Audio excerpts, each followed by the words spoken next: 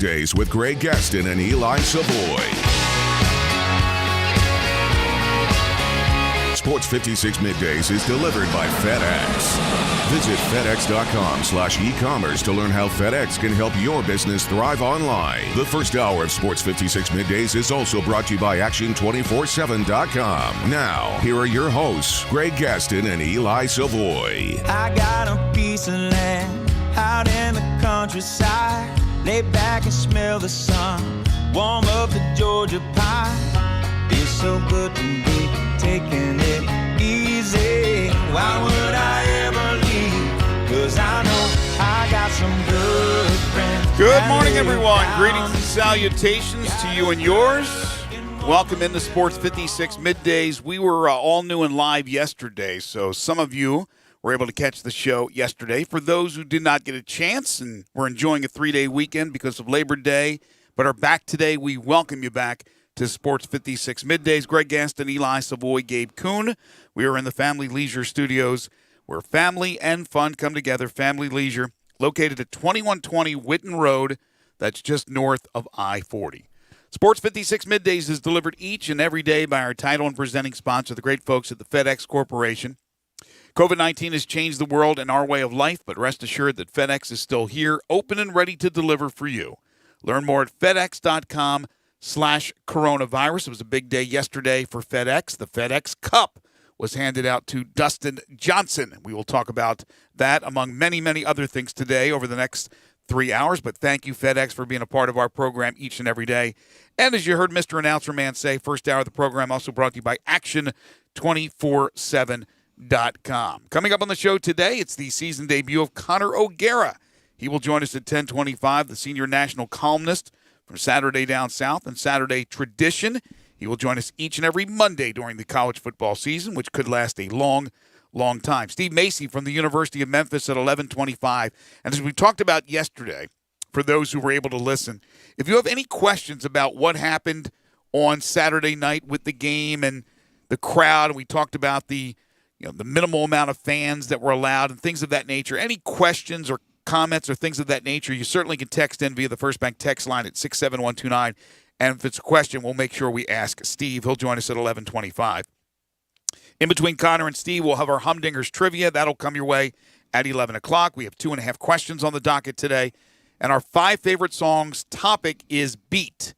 And yes, you can include heartbeat, anything with beat in the title of the song. Text in 67129 your list. And if you're watching us live, you can certainly message us with the list as well. If you are watching us, it could be on Facebook, on Twitter, YouTube, Periscope, Instagram. It does not matter which mechanism you're watching us at. You can message us with the lists at Sports56 WHBQ on those particular sites. Busy show. We'll talk NBA playoffs, Major League Baseball, and college football as Week 1 wrapped up last night with a big old thud. Eli Savoy, how are you on this beautiful Tuesday morning? I'm good, I guess. No complaints. So yeah, I'm good. I'm gonna make a judgment right now. I'm gonna go with good. You're probably better than our Naval Academy football team. Holy moly! Whoa, my goodness gracious! What was that? What in the world? Navy getting outrushed 301 to 119 is not good. That's usually going to result in a bad outcome for them. 55-3 if you didn't see the score or watch the game. 55-3. BYU was a 1-point favorite. 1-point favorite on the road. The game in Annapolis where there were no fans. Navy. Thankfully. Navy did not even, I think, have any contact practices while getting ready for this game. Obviously. That is, yeah, obviously, you're right. That is not the type of team we see when Ken Niumatalolo fields his team normally, right? They lose games, but they don't look that feeble. And that was ridiculous. But there's a lot of factors. Let's give credit to BYU. BYU comes in. They have to scrap a schedule together because they are an independent, and they look like $1 million in that game rolling over the Naval Academy. So if you think about the American Conference, not everybody played, certainly opening weekend. Tigers got a nice solid win over Arkansas State, a win where they certainly made mistakes and will hopefully learn from and be better for it when they play Houston a week from Friday. SMU, offense looked pretty good, but they were giving up some points to Texas State and former Tigers quarterback Brady McBride, but they did win that game. Anybody else play? And then, of course, Navy. Since he didn't play, Houston didn't play. Central Florida or South Florida, Tulsa didn't play. By the way, Tulsa, their game scheduled for this weekend, and I'm trying to remember who it was against. Oh, Oklahoma State. Yes, has been rescheduled for September 19th. So they're pushing it back a week, the Tulsa-Oklahoma State game. So not a lot of teams from the American, but a mixed bag, certainly. Yeah, it was obviously Navy is that's a pathetic performance. SMU was, I would say, average at best. Yeah, you can't go above average. I don't believe so. That was not a very good performance. Struggling to beat Texas State, team they should be better than. Memphis. I think Memphis was the best of the lot for the week, I would say. Yeah, I would certainly say from the American teams, Gabe. I am curious who Navy has a chance to beat if that's what they're going to look like week in, week out. I mean that won't beat anybody in the American Athletic Conference. The good news for them is they get a bye week this week as well to kind of recover and try and figure out what the heck is going on because if they're BYU is, I guess, good. But I'm not sure how much better BYU is than a lot of the teams they're going to play in the American. Well, the biggest problem, aside from the obvious with COVID-19, the lack of contact and practices, things of that nature, is Malcolm Perry. How do you replace that guy who's on the Miami Dolphins roster? Not as a quarterback, but as an athlete. Not with whoever they ran out there last night. Yeah, I don't know who that was. But Navy, they've lost others that we said, how are they going to replace that guy? And they just do. Like, they have another guy who comes in and he runs that offense and they do it well. Last night was not done well. Well, look, we're big fans of Ken Niumatalolo. He always comes on the show when we ask, and we have him on prior to the Memphis game, and I'm sure that'll be the same this year. But as much as he's had opportunities to leave, if this is going to be what we see this year, and again, I think you'll see vast improvement, but I don't know how good they'll be. But if they chalk up a lot of losses, they could part ways. I mean, he's been there forever. It's not out of the – you see, now I think it could happen because it's already happened. I cannot believe – I thought going into this year that all the coaches would have a pass, bar anything off the field, anything that they said behind closed doors that got out. You know what I'm talking about. But from just the performance on the field, I thought they would get a pass this year because of everything that's going on. And then, as we talked about yesterday on the show, that the rumor mill was circulating in Hattiesburg, and it did come to fruition, with Jay Hopson, I guess, with the air quotes, stepping down as the head coach at Southern Miss after one freaking game. Now, he has been there for years, but this season, one game, a loss to South Alabama. It was a loss. It was embarrassing. It was at home. They were better than South Alabama. At least they were on paper. But it wasn't like Navy's loss or a couple of these other losses that we saw in the weekend number one. So I don't know what was going on. Scotty Walden has been named the interim coach.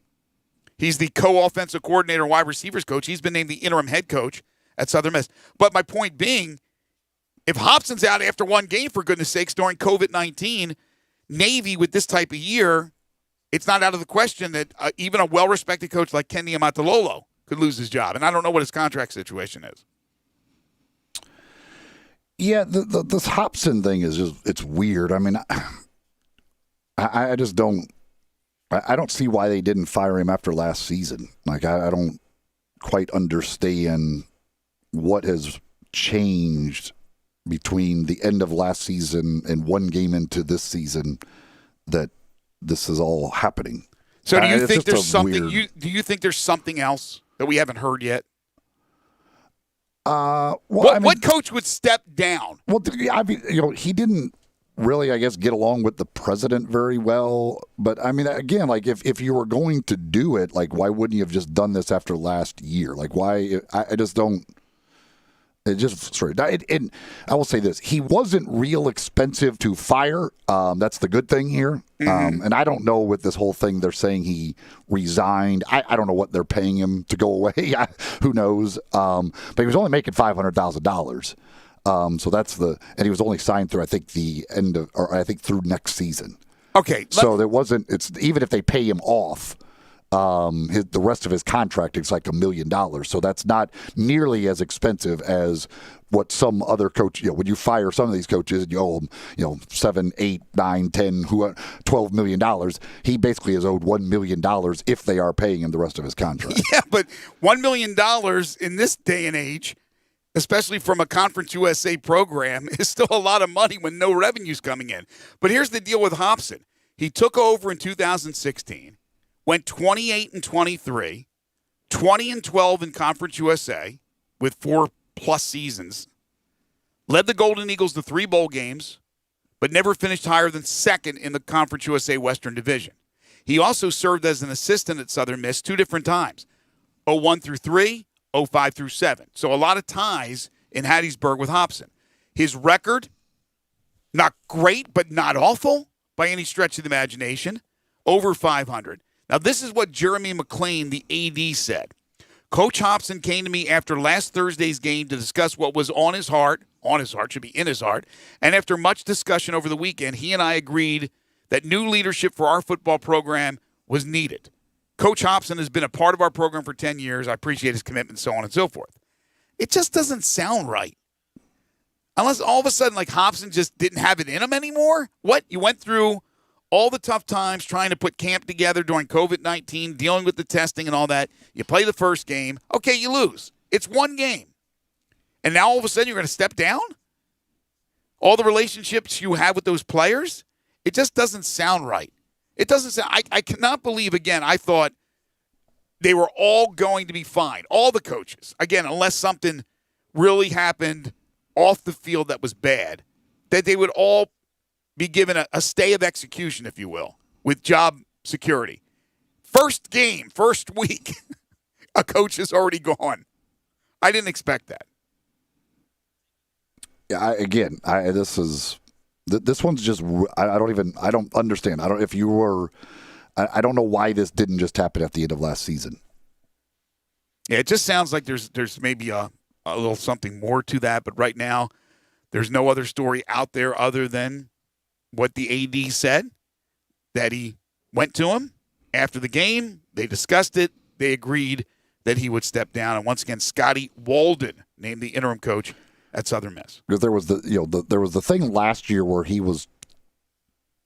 wanted to hire Art Briles as offensive coordinator, and the president stepped in and said no, he couldn't. So I mean, there clearly were some issues. There are, or I guess were now, some issues between him and the president. But again, if they were that bad, why didn't you just do it last year? Exactly. I'm not sure what if they thought that starting this season everything was just going to be great and everybody was going to be happy. That seems that seemed like a really bad thought process. Also from Conference USA, Rice has postponed games at Marshall October 3rd and versus UAB October 10th. This is according to Stadium and Brett McMurphy. It will be determined at a later date when and if the games are rescheduled. Rice, which won't start practicing until late September, now will not open the season until October 24th versus Middle Tennessee State, which just maybe slightly had a better performance than Navy, or maybe in some eyes worse. They have a long way to go as well, but that's what it's going to be like. Teams are going to be losing games, trying to reschedule games. It's happened in every sport, and it will happen in college football. For the Memphis Tigers, it is back to practice and trying to heal some of the walking wounded after the win over Arkansas State, 37-24. Get back to the film room and look at what was good and what was not so good. Ryan Silverfield met the media yesterday, and that's a good thing that they have the time to get ready for Houston a week from Friday in Memphis at Liberty Bowl Stadium. Houston will be playing their very first game. Yesterday, we got into it on this show about the attendance and lack thereof, and people complaining, questioning it, other people more understanding of it. I think that continues to be a hot topic, and we will discuss it a little bit more with Steve Macy when he joins us at 11:25. But a lot of people reaching out and trying to get answers for why there can't be more people at the stadium. And it's interesting that we're going to have the SEC right now, subject to change, cranking up in a couple of weeks with 25,000 in some stadiums, 20,000 in other stadiums. And then you had what you had at Navy last night. And the reason Navy couldn't have any fans is because they are on state property. It is not owned by the Naval Academy. It is not federal. It is state. And with the state mandates, they couldn't have fans. That's why Army was able to have some, because it's on federal land. And therefore, they could do that. Because I know people were wondering about Navy. When I was watching the game, I thought there were fans there because it was pretty darn loud. But I guess they had mics all over the place on the benches. Did you watch it all? I watched some of it, but I did not have the volume on for it. Gabe, did you watch it with the volume? Like when BYU scored their first touchdown, I'm like, what's going on here? The visiting team, and it's loud. Did they bring a crowd? Is there a crowd there? No, it was the sideline. I think you hear all of the sideline noise now that there's no fans in the stands. Were they pumping in crowd noise? That's what I didn't know if they were pumping in or they just had mics all over the bench. To be honest, it sounded like sideline noise. Sounded like they were getting rowdy on the sideline. Familiar sounds from the BYU bench? Yes. First-hand experience, Gabe? Yes, absolutely. And I will tell you, Navy and BYU, two of the loudest teams in America. See, here's my thing. I will say, if you don't want to have fans at all, like if you say it's just like you don't believe it's safe enough to even have fans in there, okay, whatever. That's your choice. If that's what you guys, whatever state or locality you're in, okay, I don't quite get that, but okay. If you say we just rather not have any fans, we don't feel it's safe enough. That's one thing. To me, but if my other thing is, if you feel it's safe enough to actually have fans, then doing what Memphis has to do is ridiculous. If you think it's safe enough to actually have fans, let's not be ridiculous and put them 12 feet apart, wearing masks and all this other stuff. Let's actually have fans. Temple football coach Rod Carey says the opener with Navy has been moved to October 10th. I don't know if that's pushing it back or moving it up after they watched Navy play last night. They probably pushed it up. We want to play them sooner. They don't look good. No, it's pushed back to October 10th. And the Big Ten soap opera continues as state political leaders from around the Midwest wrote a letter to Big Ten Commissioner Kevin Warren asking for the league to reconsider its decision to postpone fall sports. The letter is signed by 1, 2, 3, 4, 5, 6, 7, 8, 9, 10 political leaders from around Big Ten country. It just won't go away. Jim Harbaugh became a part of that over the weekend. The parents, the political leaders, everybody and their mom, with the exception of the chancellors and presidents. So the Big Ten soap opera, which is now, I think, better than the Days of Our Lives, continues. I wonder how many of those political people that signed that are up for re-election. Probably every single one of them. I think that's probably a pretty good guess. You play to your constituents.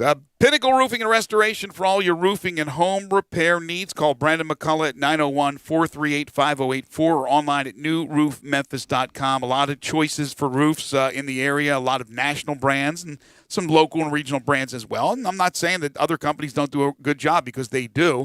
Some that advertise right here on our station. But Pinnacle Roofing and Restoration is my choice, and I think it should be your choice as well. Brandon started this company from scratch, owns and operates it, and he's a local guy.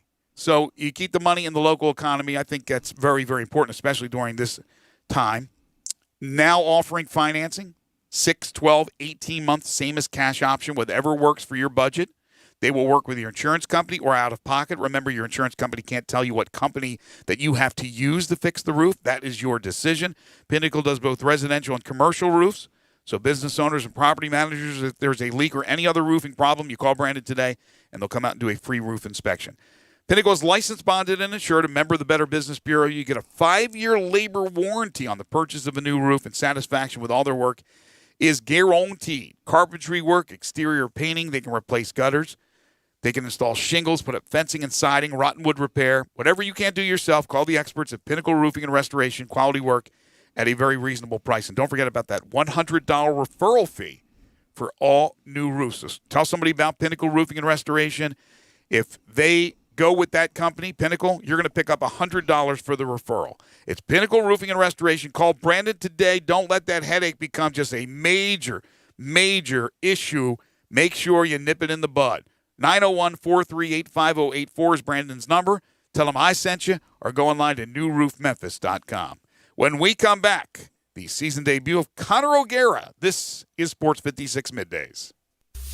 Check out Dave Woloshin and Brett Norsworthy with Sports Time on Sports 56. Weekdays from 3 to 6 on Sports 56, 96.1 FM and 87.7 FM. Got something you want to get off your chest? You better have a backup plan. Want to join the conversation? Someone needs to tell him he has to grow up. Join us on the First Bank phone lines at 360-8255 or the First Bank text line at 67129.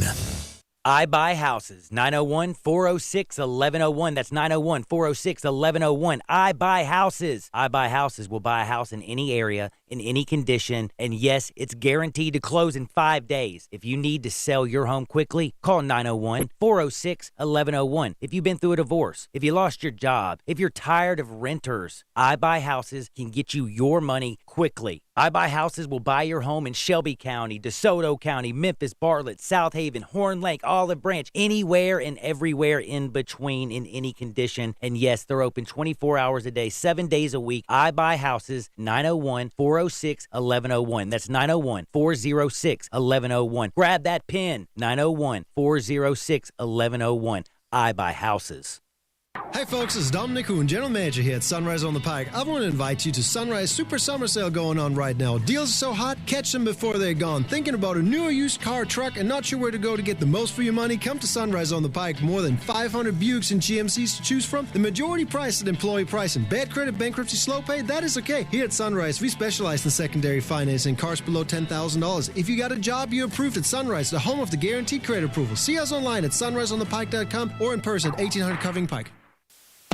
Brian Elder's Roofing Solutions. Chris Price here for Brian Elder Roofing. The storms we've had over the past several months have been devastating to our communities. The rainy season is ahead. You may have not even noticed the dripping in your attic, water stains throughout your home, or even worse, mold and mildew. Please call Brian Elder Roofing and we will send out our project managers to assess any damage. We will not try to sell you a roof if all you need is a repair. We will measure your roof from outer space. 0% for 60 months, even no payments till 2022 are available with approved credit. If you've noticed missing shingles, water stains, leaks in your roof, call us before you call your insurance company at 867-0303. That's 867-0303, and we will provide a free, thorough inspection of your roof's condition. Call 867-0303. Brian Elder's Roofing Solutions. We are Real Sports Talk. Sports 56, 96.1 and 87.7. Available on your radio dial at 560 AM, 96.1 FM, and 87.7 FM. As well as online around the world at sports56whbq.com. Take us with you everywhere on your phone or tablet by downloading the Sports 56 app. And at home, tell Google or Alexa to play Sports 56. Wherever you are, stay tuned to Real Sports Talk. Sports 56, 96.1 and 87.7. Now, back to Sports 56 Middays delivered by FedEx. Visit FedEx.com/e-commerce to learn how FedEx helps small businesses grow every day. This hour is also brought to you by Action247.com. Here once again are Greg Gaston and Eli Savoy.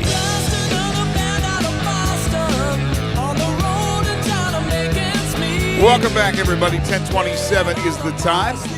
Hour number one here on Sports 56 Middays, the Tuesday, September 8th, 2020 edition. Greg Gaston, Eli Savoy, and Gabe Kuhn.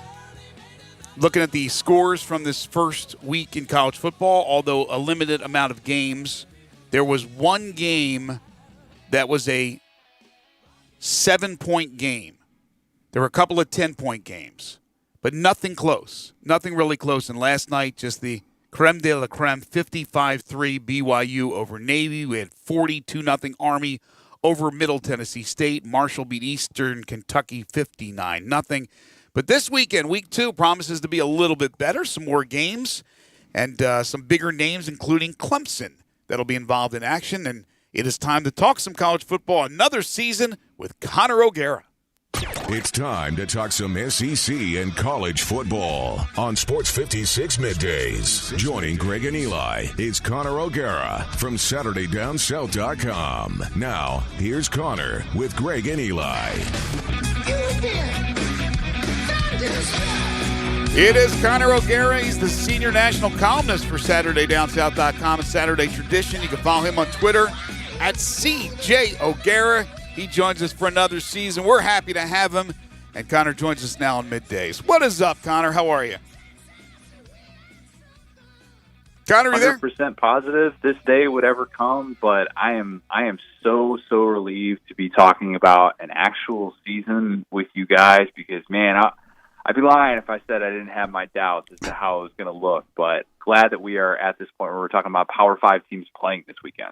Yeah, it's pretty amazing what everybody has been going through in their lives, and football is certainly low on the totem pole, but to be able to actually talk about some X's and O's, some good performances, some bad performances, that's what we'd rather be doing as opposed to the COVID-19 positive tests and the rate and the ratio and things of that nature. But it's great to have you on. Looking forward to a season that will probably be pretty long, Connor. We're probably going to have you on until till May. Who knows when the football season will end. But I did want to get your take on the game that we saw last night. And poor Navy, they come into a game against BYU having not had an opportunity to even have contact practices. They're replacing a really, really talented athletic quarterback in Malcolm Perry. I expected BYU to win that game. I did not expect that. How good is BYU and how bad is Navy? Yeah, I think it's a little bit of both. I think that you watch that game and you see how lopsided it is when the spread was 1.5. I think. I mean, everybody was talking about that being the best game, and I think myself included, going into this past weekend. And all of a sudden, you're like, oh, yeah, one team hasn't been tackling, and one team has. One team has a very new starting quarterback, and one team looks very, very experienced. And that was obvious in a game like that. And I think it speaks to something that we're going to have to keep in mind throughout this college football season.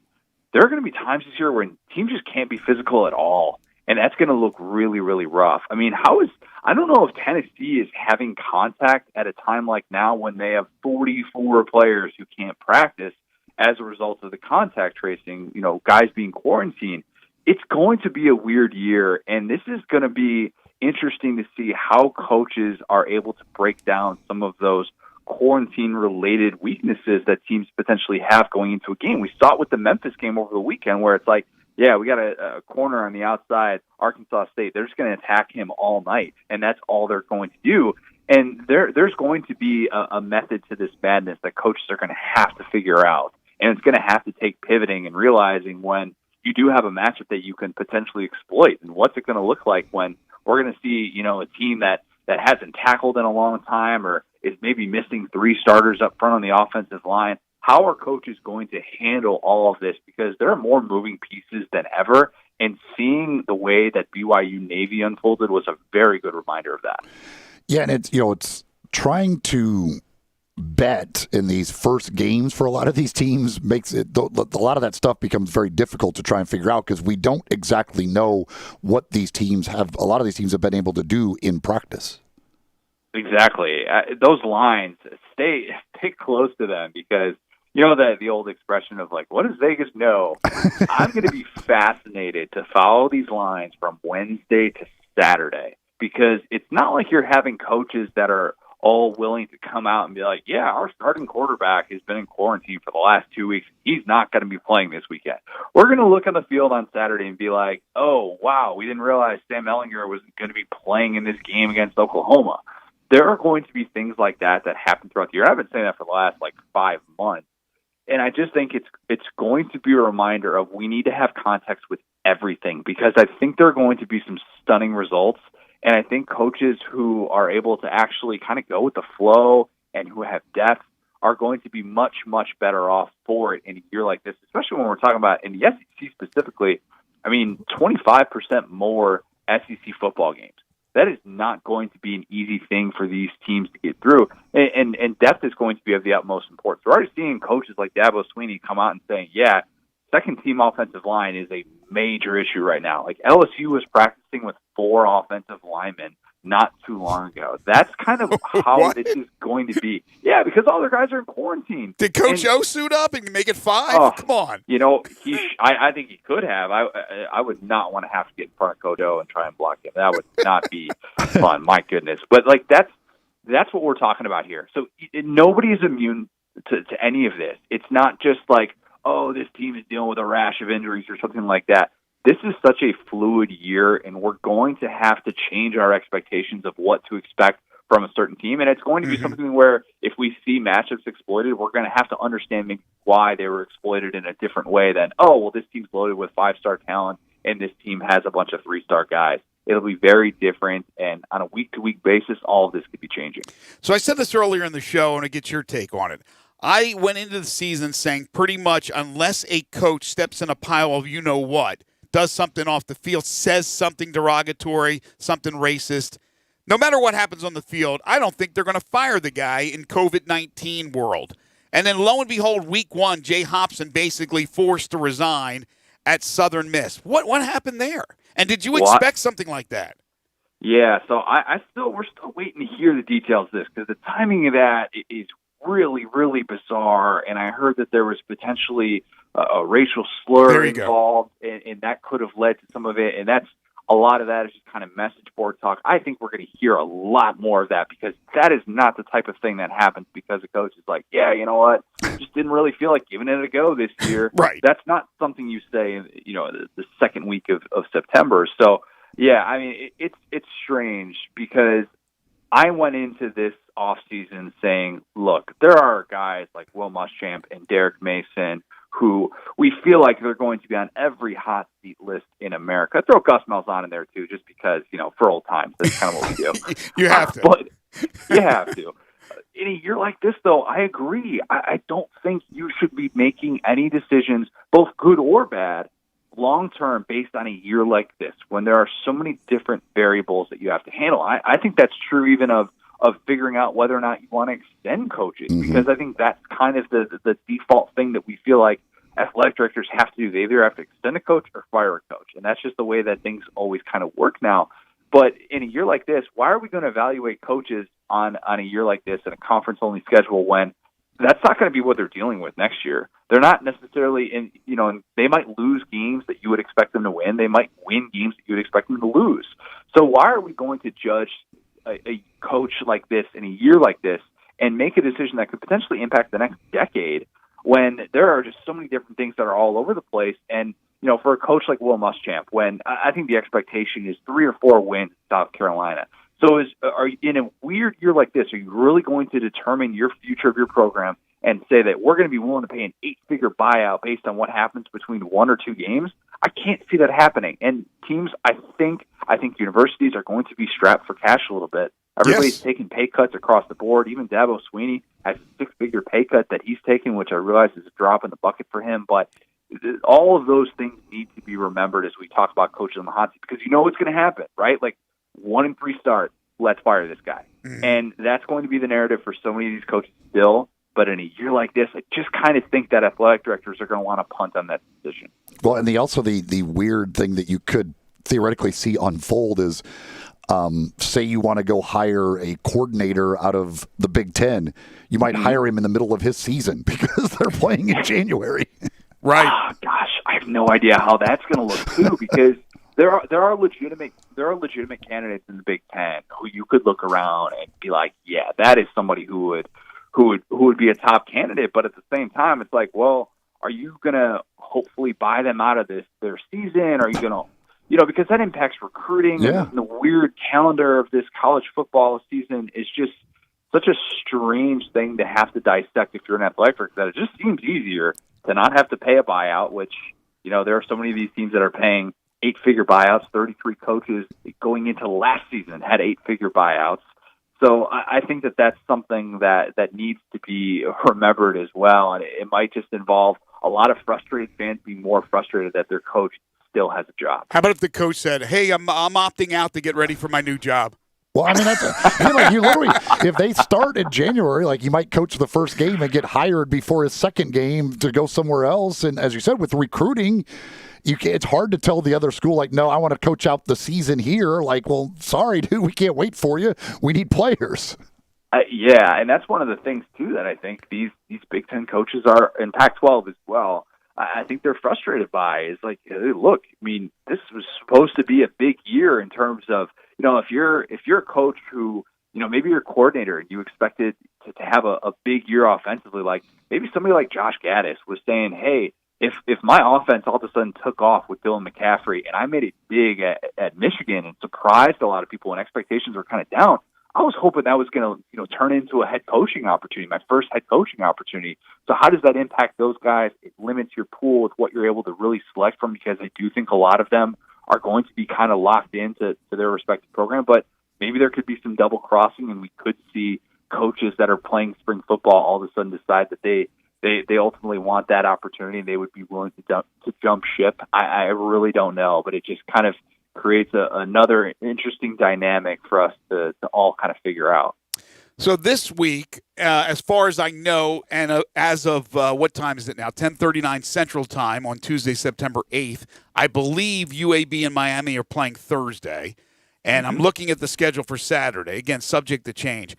Miami with De'Aaron King, the Houston transfer. How much improvement will we see from Miami, if you believe we'll see improvement? And then also, a game that I think a lot of people around here are interested in seeing is Florida State and Georgia Tech. And I know Tech's not that good, but Florida State wasn't that good either, and they made the change with Mike Norvell, the former Tigers head coach here in Memphis. So give me your thoughts on what you expect to see from Miami and Florida State as far as any improvement this year. I think Miami's got to be better on offense. And I think that offensive line, which was super, super young last year, and I watched them up close just get torched by Todd Grantham's pass rush in that Florida game. I think they've got to be better up front, and I got to think that Rhett Lashley knows what he's doing on that side of the ball. That's kind of the underrated move that they made this offseason. Adding De'Aaron King, a grad transfer quarterback like him, with as much of a following as he has, that was obviously going to make the headlines. But I think it's how Rhett Lashley is able to manage that and what this offense is going to look like on a week-in, week-out basis if they do have some limitations on the offensive line. Because, they lost the best player on that entire team. Gregory Russo, having him opt out before the start of the season is a bummer for that program. But I think that in year two with Manny Diaz, you sort of trust him to figure it out, a little bit more of his identity on that defense. So things can happen that are unpredictable in a year like this, and for all I know, they're going to be without 4 starters on the defense or something. But I think Miami still has a very favorable chance of winning that opener, and I realize the spread is something like 2 touchdowns at this point. But I got to think De'Aaron King has been chomping at the bit after the year that he had this past year, and they are going to be better. And then, Florida State, man, I can't figure out what in the world to expect from Florida State, because this offseason's been weird. Mike Norvell, a guy that you guys know in your neck of the woods very well, he's had a bad offseason. Let's call it what it is. It's been awful. When you have players that are coming out and calling you out for how you've handled social injustice issues and just communication all around has been bad. This has not been the type of offseason that you expect from a year one coach at his first big-time Power 5 job. And I do have questions about what Florida State's going to look like. And I think Jeff Collins has that thing sort of rolling in the right direction at Georgia Tech. They have a long way to go to be relevant in the way that they want to, but that's a line that I would stay far away from, because I feel like this has just been such a strange offseason at Florida State. And even though you return an experienced quarterback, James Blackman, I just don't know what to expect from them. If they're going to be fully on board or not. I haven't really gotten the sense that they are all in with Mike Norvell. And if they're not showing up ready to go in week one, that's a Georgia Tech team that could easily pull off a random surprise upset. So, yeah, it's going to be strange in the ACC, but two big, high-profile programs, Florida State, Miami, are loaded with question marks this year. Other than Clemson and Notre Dame, do you believe in anybody in the ACC? Are you a North Carolina believer? North Carolina is my, how did they get to 9-1? What in the world are we doing? They're about to be in the playoff team this year. North Carolina and Iowa State. I've been squatting on that take this entire offseason of like why those two teams specifically can sort of make that push. And yeah, I'm a Sam Howell believer. I've been saying this entire offseason, if there was a true freshman in the 1980s who put up the numbers that he did, we'd be talking about him like he's the next Dan Marino. Like, he has that good of a true freshman season, and what he's been able to do as a downfield passer is really impressive. If there's a dark horse candidate for the Heisman Trophy that I'm taking a chance on, it is Sam Howell. And I think that defensively, what they bring back with Surratt in the middle, that's a team that can really make some noise in the ACC. And I think that they were right on the cusp last year. Everybody talked about the Clemson game, how close they were, and that actually aged a little bit better as the season progressed because people realized, oh, Mac Brown still knows how to coach. Yep. He still knows how to rally an entire team together. And I think, I'm definitely on the higher side with UNC this year. They're a team that, it would not surprise me at all if they're playing Clemson for an ACC championship. And I say that as someone who thinks that Brian Kelly doesn't necessarily get enough credit at Notre Dame. And I think that they're going to actually hold their own well in this season, that everybody's waiting on Notre Dame to fail in the ACC in this year that they're actually playing in a conference. But I think what he's been able to do against a relatively challenging schedule the last few years is super, super impressive. And I think that, that battle for that number 2 spot in the ACC is all about UNC versus Notre Dame. So I think that's going to be fun to watch. And especially in a year when we're not having these divisions, and it's just going to be the best 2 ACC teams are going to play for the conference championship. Connor, do you know off the top of your head, out of any of the games this week, which is the one home stadium that is expecting the most amount of people from a percentage-wise, whatever they're mandated to have or allowed to have? Do you know? Because I'm curious to see when we have I know when the SEC, at least what they are planning on right now, when they start, there's going to be some decent crowds, and again, I use the word decent with the air quotes, and that'll be a real, I think, good experiment to find out whether or not some of these other stadiums, like Liberty Bowl Memorial Stadium here in Memphis, could actually have more fans than what they had. I don't know that answer off the top of my head because at one point Iowa State was looking at like 25% capacity, and that really frustrated a lot of the Iowa fans that I know who obviously aren't playing football this year. But Iowa State has since cut back, and I know, I was actually talking to Cole Kubelik about an hour ago, and he's calling that game for ESPN this weekend. But I think that they're not going to have any fans in attendance. I'm just going to assume it's Texas. I feel like that's the safe assumption at this point. They're playing UTEP, but Texas capacity right now, I think, is also at like a 20% thing, and they were one of those schools that the entire offseason. Yeah, so they're going to be at 25%. And they were one of those schools that, like A&M, they're saying, yeah, we might have 50% capacity or something like that. I'm like, the governor, the governor was saying that. But even 25% of, what is it? Do you know what it seats? Yeah, so it's looking like it's going to be around 25,000 fans because it seats just over 100,000 fans. So that's kind of the mark, and if that's able to be a successful mark, then I do think you see, places like Memphis want to increase that stadium capacity, just from above 4,500, where I know you guys were saying it felt like they could have had more there and still been able to distance. I think when we see the SEC start, that's going to be the conference that really kind of gives everyone else the okay. But as of right now, nobody wants to be that first school that has 30,000 fans there, and they have contact tracing or something like that, just because the optics aren't as good. So I think people are going to maybe wait on the SEC to start in order for those numbers to start to take a little bit of an increase. I think that's a great point. You were talking about Iowa State. Yeah, Iowa State, their plan was 25,000 people, but yeah, they made the decision because of a spike there in their state that they will go without fans whatsoever. Yeah, I saw those numbers go up in the state, and all of a sudden they made that that 180 and change their mind about the fans. But yeah, I think Texas will be nice to see. I'm not sure what they'll have at Clemson, but it'll be a decent number, and then maybe get a good gauge. And I think you're obviously right, Connor. When we see the SEC start to open up and play football, knock on wood, and the numbers of fans go up, if there's not this just amazing amount of people that have tested positive or anything like that, then I think now everybody can start to look at it a little bit more with at least some type of an example out there that you can do it safe, even if the numbers are a little bit higher. I don't mean the numbers for positive tests. I mean the numbers of fans. Because, again, Memphis, we're talking about 4,500 in a near 60,000 seat stadium. So we'll learn a lot more here this weekend and certainly in the coming weeks. He is Connor O'Gara. He's the senior national columnist for SaturdayDownSouth.com, Saturday Tradition. You can follow him on Twitter at CJ O'Gara and check him out every Monday right here on Sports 56, or every Tuesday. Gosh, I'm sorry. I get the days all mixed up. Every Tuesday, Connor will join us here on Sports 56 Middays. Connor, take care. Enjoy the games. We'll talk to you next week. Sounds good. Appreciate it, guys. Take care. Yeah, I forgot. Labor Day yesterday, but we worked. So I should know. We'll take a break. Yesterday was still Monday. This hour of the program is brought to you by Action247.com. If you're looking at some action on your favorite games, Action 24/7 brought to you by Tennesseans for Tennesseans. Online at Action247.com. That's Action247.com. They've got free play games up there right now where you can actually win real cash, and it doesn't cost you anything to play. It's a great way to do it. Go to Action247.com and get signed up.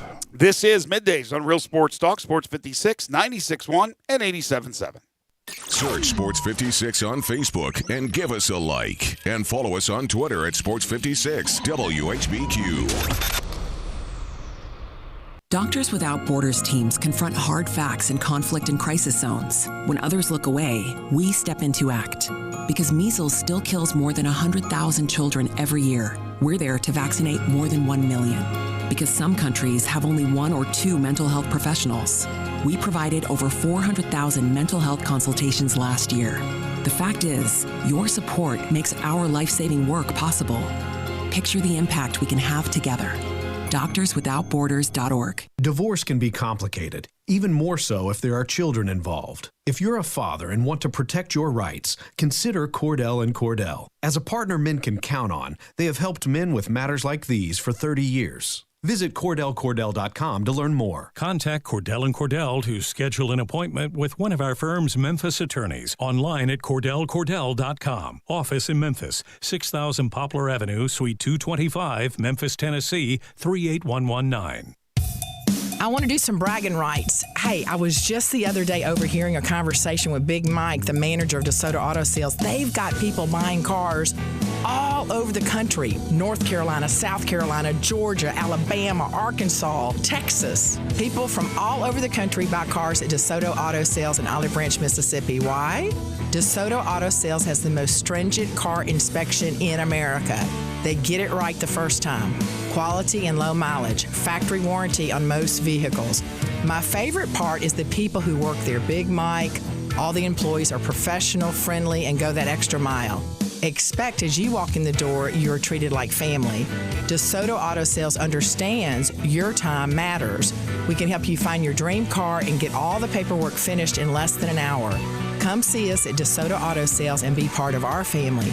Have a great buying experience every time. 662-890-7184. If you need glass replaced, there's only one name you need to know. Ben Swinger Glass, the largest full-service glass company in the U.S. They've been an industry leader for over 125 years. For all your residential, commercial, or auto glass needs, Ben Swinger Glass is the name you need to know. 24-hour emergency service for all commercial customers, plus a nationwide warranty on all professionally installed glass. 2 Memphis locations, one in Midtown on Hollywood Street across from the Liberty Bowl, and one in Cordova off Germantown Parkway next to the Fox and Hound. Visit their website, benswingerglass.com. Ben Swinger Glass.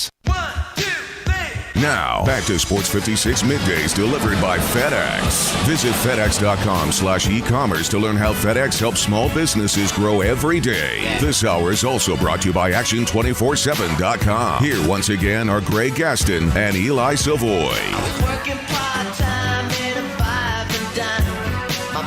Speaking of FedEx, the FedEx Cup was handed out yesterday to one Dustin Johnson. as he wrapped it up with the Tour Championship W at East Lake in Atlanta, 21 under par. Dustin Johnson collects $15 million. Xander Schauffele and Justin Thomas tied for second place. Thomas ends up winning $4 million, and Xander Schauffele $620,000. Of course, they give the golfers for the second year in a row strokes going into the Tour Championship from what they had accumulated, and it was Dustin Johnson at 10 under par to start the week. So he still shot 11 under par over his 4 rounds. And right now, Eli, even though we had a year where we've seen a number of different number one players from John Rahm to Bryson DeChambeau, you have some great players that are right up there with Justin Thomas and Rory McIlroy, former number ones. Dustin Johnson is the best player in the world. Well, right. I mean, right now you can't say anything different. I mean, the last 4 tournaments he's played, he's had the 54-hole lead.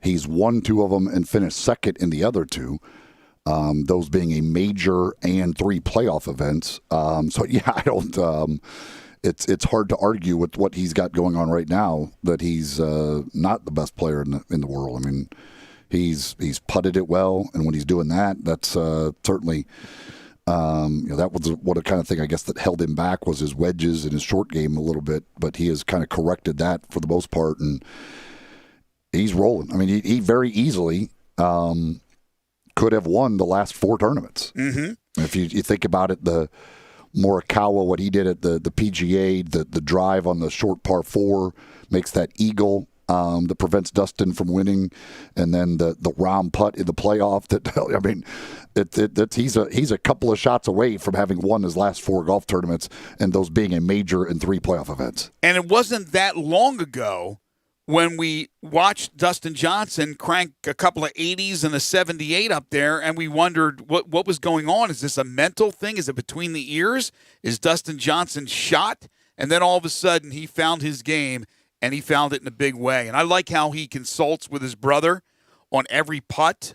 I wish Justin Thomas would get Bones has been on his bag, right? Justin Thomas? The last few tournaments, yes. I wish he would consult a little bit more with Bones on his putts. I think Justin Thomas had a chance to win the thing this week.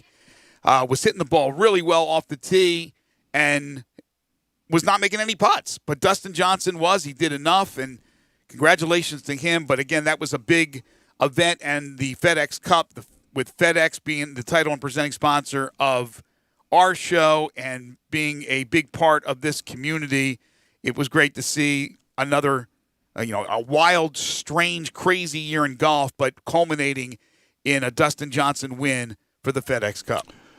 Yeah, and I'll tell you this, Xander Schauffele really likes that golf course at East Lake. That dude, he plays that golf course unbelievably well. He would have won the week if you didn't have the staggered scoring. He won the week, but obviously Dustin started with ahead of him, so he finishes it. But, I mean, Xander Schauffele is just like, it's unbelievable. He loves that golf course for whatever reason and plays it unbelievably well. Yeah, well, we know that's part of the golf, part of the makeup of some players. They love courses better than others. They like holes better than other holes. They just see it a lot better, and that's a perfect example there with Xander Schauffele. So the 4-man scramble is not over, even though the PGA Tour season technically is over. The new season starts this week with the Safeway event, and we will make picks tomorrow with our 4-man scramble. And then next week will be our final week and your final chance to win the week and get in for the final, for the grand prize drawing, I should say, which is Golf Report at Ridgeway Country Club. So still have a couple of opportunities. Tomorrow's we'll make our picks for the Safeway, and then in 2 weeks it is the U.S. Open. Next week, the U.S. Open. So it's really strange wrapping up the 2020 season, starting the 2020-21 season this week, and still having to play the U.S. Open and the Masters in November. Strange days indeed, but it's been strange for everybody. The 2021 season in the PGA Tour will include 2 U.S. Opens and 2 Masters. Yeah. But again, they were moved from 2020. So it's still, the whole schedule, the way it is just weird. But since they started up golf again, I think it has been brilliant. They had the one event, was it the Memorial where they had some fans? No, the Memorial was supposed to have fans. Nobody had fans. Oh, they didn't have one the week before at that workday deal? No? Okay. But anyway, they weren't able to do it. They started to add significant others and things of that nature, and there was a few people. But, unfortunately, that's the way it was, and that's the way it is expected to be even at the Masters in November, looking down the road a couple of months. But the golf has been sensational. And even though, again, fans weren't able to go to the course to watch these great events, a lot of people tuned in on television, and FedEx, again, the major sponsor, the title sponsor of the tour and the FedEx Cup, right behind it all the way. Dustin Johnson, by the way, has cashed a lot of FedEx checks. Yes, he has. FedEx is paying him has paid him very, very well between the tournament here and now this Tour Championship.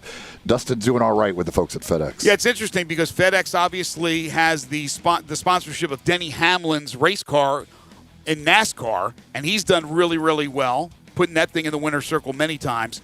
But he's part of the team that is sponsored by FedEx. Dustin Johnson's not sponsored. He's an independent contractor that has his own sponsors, but FedEx isn't one of them. But you're absolutely right. When it comes to either the event here in Memphis or just the FedEx Cup, man, he has won an awful lot of times. A lot of times that you've mentioned his name and associate it with the great company that is FedEx. When we come back, we will have Humdinger's Trivia, a chance to win a gift certificate to Humdinger's in East Memphis. Just a terrific restaurant, very healthy food that's delicious as well. And then we'll get into the NBA. What happened last night? What's on the docket for tonight? We'll talk some Major League Baseball. Steve Macy will join us at 11:25. Still to come, 5 favorite songs in our third hour. This is Sports 56 Middays.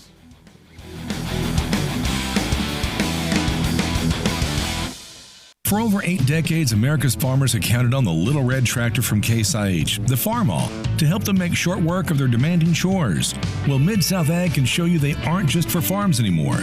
With horsepower ranging from 30 to 105, plus an army of attachments, they can tackle every chore on your to-do list, from hauling and mowing to loading and towing and then some. Stop by Mid-South Ag Equipment or call 662-890-3141 to find a Case IH Farmall that's right for you. Frontier Western Store is open and ready to serve you for all your needs in boots, apparel, pet food, and more. Frontier is proud to be a local leader here in the Mid-South when it comes to boots. Stop by the store today for an incredible selection of name brand work and dress boots. Come browse aisles and aisles of top quality boots at everyday low prices in our world famous boot showroom. Dan Post, Rocky, Durango, Twisted X, Georgia, Ariat, and many more. There are so many styles, colors, and fits available, you might need a hand picking out your favorites. Luckily, Frontier's knowledgeable sales staff will cheerfully assist you with any questions you have and ensure the proper fit of your new boots. Frontier also has an amazing selection of jeans and shirts by Wrangler, Ariat, and Carhartt, as well as a fully stocked women's boutique department with thousands of tops and dresses at unbelievable prices. New arrivals often. Frontier Western Store, 5880 Gilman Road in Olive Branch, and on the web at frontierwesternstore.com. Family owned and operated since 1967. Memphis, it's official. Crab Kings is where it's at. The best seafood with 7 flavors to choose from. Try the shrimp and chicken pasta. Now available is the salmon and fried lobster pasta. Snow crab, king crab, dungeons and more. Fish platter, $9.99. Lobster tail, $10.99. Jumbo wings, 99 cents each. Download the app or search Crab Kings on Google. Visit us at crabkingstn.com. Crab Kings Seafood and Pasta. Memphis favorites. Memphis, it's official. Crab Kings is where it's at. The best seafood with 7 flavors to choose from. Try the shrimp and chicken pasta. Now available is the salmon and fried lobster pasta. Snow crab, king crab, dungeons and more. Fish platter, $9.99. Lobster tail, $10.99. Jumbo wings, 99 cents each. Download the app or search Crab Kings on Google. Visit us at crabkingstn.com. Crab Kings Seafood and Pasta. Memphis favorites. Family Leisure's done it again. We're talking about the world's biggest spa sale. Up to 30% off on spas and swim spas. Choose from hundreds of different spas from multiple manufacturers. There is special financing available, and if you are in the market, special pricing now as summer starts to dwindle on chemicals and accessories. Always professional delivery available. The spas are going crazy at Family Leisure, I-40 and Whidden Road. There's a new commissary in town. In Collierville, Germantown Commissary is doubling. Yeah, they're still going to have the old Germantown Commissary by the tracks, but now there's a huge new Germantown Commissary in Collierville at Poplar and Houston Levee Road. It's huge, too. There's a drive-through. There's plenty of parking, no telephone pole to get in your way, a cool patio. It's right by the track, so the tradition continues. And this is a tradition that's been around forever. That commissary is famous for hickory-smoked, slow-cooked Memphis-style barbecue. They've got a private party room at the new one in Collierville. Self-catering still continues. Party packs for $5.95. Basically, the great ribs, the great pulled shoulder, the great deviled eggs. Everything is there in Collierville and Germantown now. So there is now a Germantown and Collierville style of barbecue. It's called Germantown Commissary. We are Sports 56 WHBQ Memphis, WIVG-FM Tunica Memphis, and WPG-FLP Memphis, Flynn Broadcasting Stations. Now, back to Sports 56 Middays delivered by FedEx. Visit FedEx.com/e-commerce to see how to turn browsers into buyers. Learn how FedEx can help take your business to the next level. This hour is also brought to you by the Window Genie. Here once again are Greg Gaston and Eli Savoy.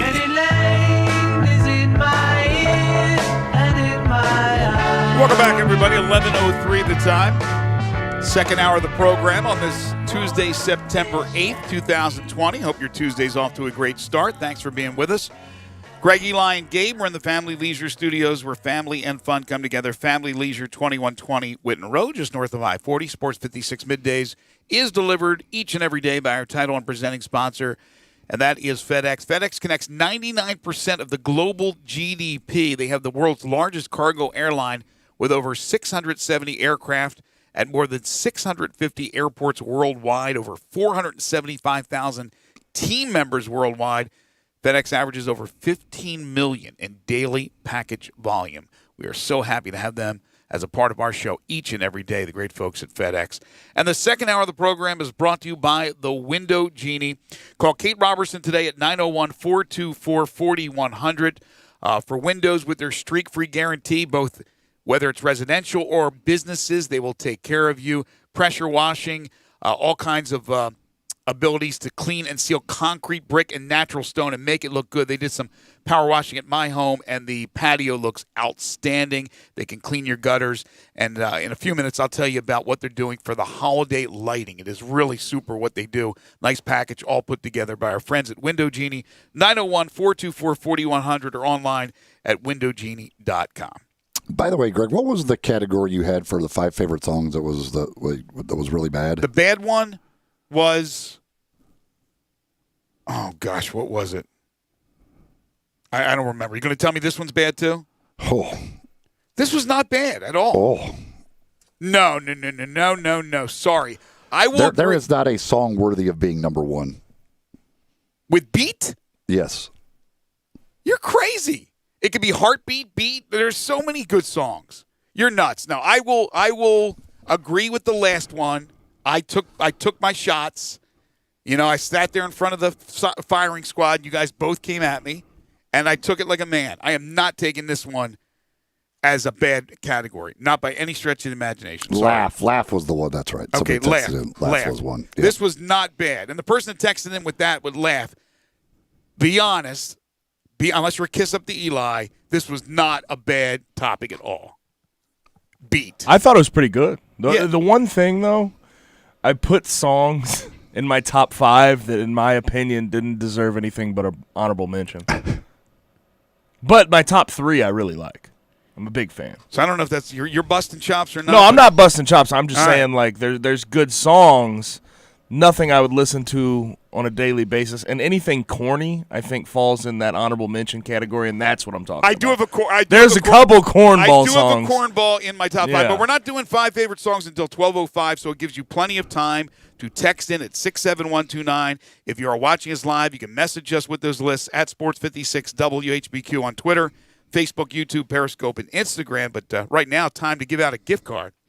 That's right. It is time for Humdinger's Trivia. Opportunity for you to win a $25 gift card to Humdinger's. And, of course, on a Tuesday, $25 will certainly go a really long way at Humdinger's because on Taco Tuesdays, you get those chicken or fish tacos over at Humdinger's for just $2 each. Can't beat that deal. But it's always very inexpensive to go to Humdinger's and enjoy a great lunch or dinner, from their grilled fish options to their sandwiches, the chicken, the salads. They've got all kinds of great stuff over at Humdinger's. Very healthy options for you to choose from, and again, very inexpensive as well. They're at Poplar and Massey, and you can check out the entire menu by going to their website at humdingersrestaurant.com. That's humdingersrestaurant.com for you to check out the menu over at Humdinger's. And again, we give away a $25 gift certificate each and every Tuesday here on the program at this time. So all you got to do is be the first to answer correctly via text at 67129. That's 67129, the First Bank text line. If you've never signed up, you do need to first text 56JOIN. That's 56JOIN to 67129. And then you'll get a little automated response letting you know you are signed up and ready to go. And then you can text us or any of the shows anytime.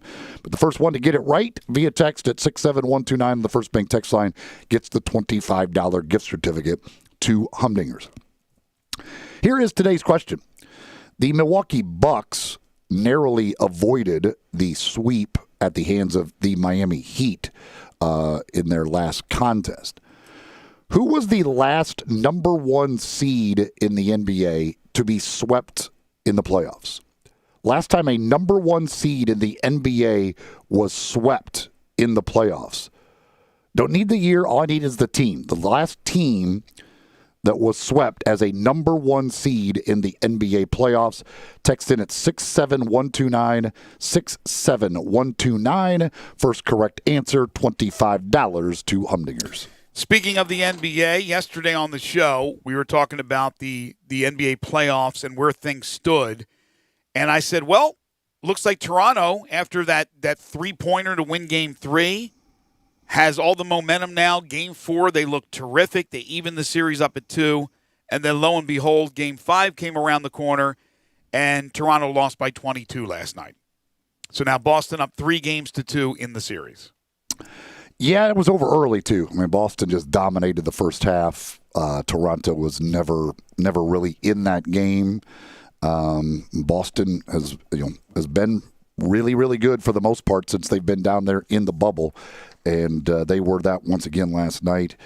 It was kind of a pretty, about as balanced as you can get. I mean, the starting five all scored, at least 12 points. Smart had 12, but Jaylen Brown was fantastic. 27 for Brown. He was really good. He and Tatum have just been. I mean, Tatum didn't shoot the ball really well last night, but.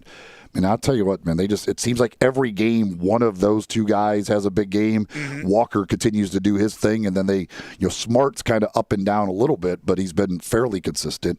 They don't get a whole lot out of the bench, but they don't need a whole lot out of their bench. And again, no Gordon Hayward, who's out with an injury. Celtics led 25-11 after the first quarter. You're going to put up 11 points in a quarter. You're going to have a tough time winning. Pascal Siakam ended up with 25, but Serge Ibaka, who's a key player for them, is now in a walking boot. Doesn't look good for Game 6. Boston in control now, 3-2. Also last night, the Clippers over the Nuggets. Now, that was a lot tighter game. Clippers end up winning by 6. Could have easily lost by 6. Denver was in control of that game for a large portion. And thanks to Nikola Jokic, who was a game-time decision whether or not he would play, Jokic and Michael Porter Jr. Jokic nearly a triple-double, 32 points, 12 rebounds, 8 assists. Michael Porter Jr. went for 18 and 10 with his dad looking on, and that was superb. And they didn't even get a great game from Jamal Murray and had a chance. But in the end, it was Kawhi Leonard and company leading the way. They come back, they get the 6-point win, and now a 2-1 lead for the Clippers. Yeah, Michael Porter, man, I'll tell you what. If he just stays healthy, he's looking like the type of player that people thought he could be, but slid in the draft because of the concerns over the injuries. Man, oh man, he could end up being an unbelievable steal for the Nuggets where they got him if he does end up staying healthy. But boy, the block by Kawhi Leonard, the middle finger block off the dunk by Jamal Murray is just absolutely amazing. How can your middle finger be that strong? Yeah, I'm reading this morning where the people are saying that his teammates that the finger kept growing. It was insane. Like, you just watch that video, it's insane. Like, that is giving the ultimate middle finger to somebody. Yeah. But I mean, goodness gracious, like, how can your middle finger be strong enough to basically block a dunk attempt? Nothing surprises me with that guy. And his pull-up jumper is deadly.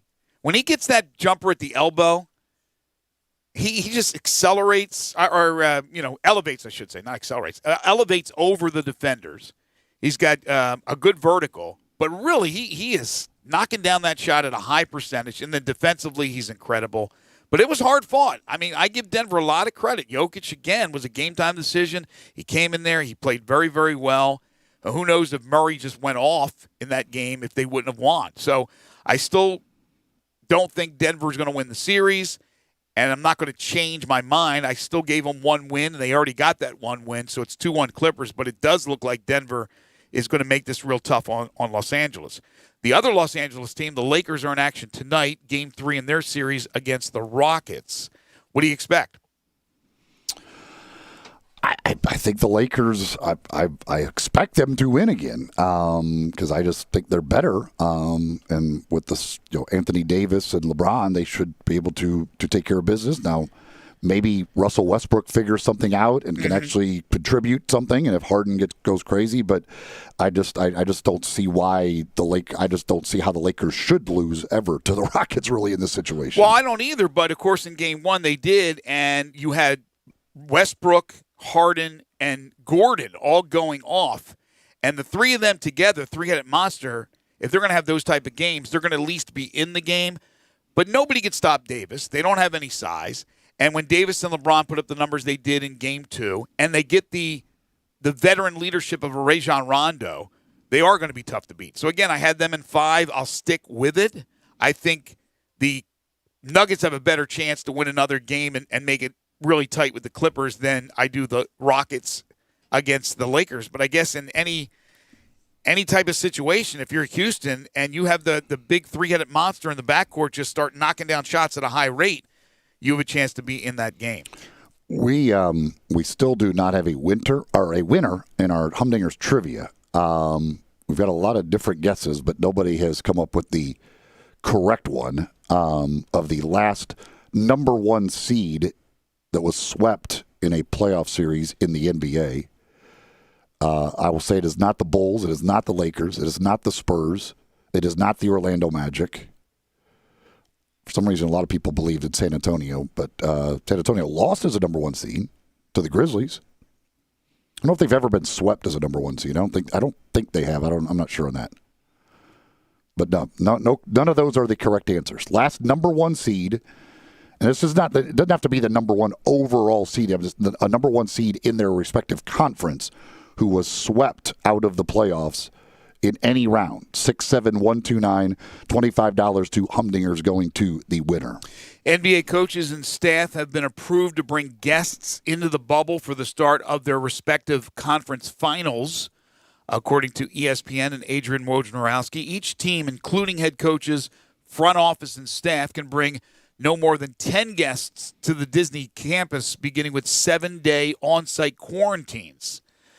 Now, what's interesting is Michael Malone was very vocal about this. Other coaches were as well. Brad Stevens was one.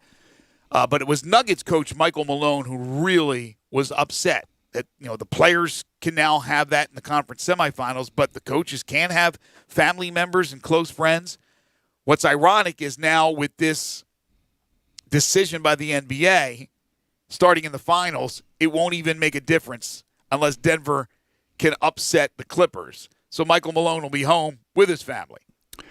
Yeah, that was I did not realize, like, going into this whole thing that the coaches weren't going to be allowed to have family and friends there. Like it's just weird that they like, the players are fine, but you coaches, nope, you're screwed. Yeah, that's just stupid. That's not thinking clearly there. That's thinking all about the players, which sure is the priority, but you have officials there, you have coaches and coaching staff, you have other members of the staff, and I know you want to keep the numbers relatively low, but the job they're doing with the quarantines and the testing is first rate.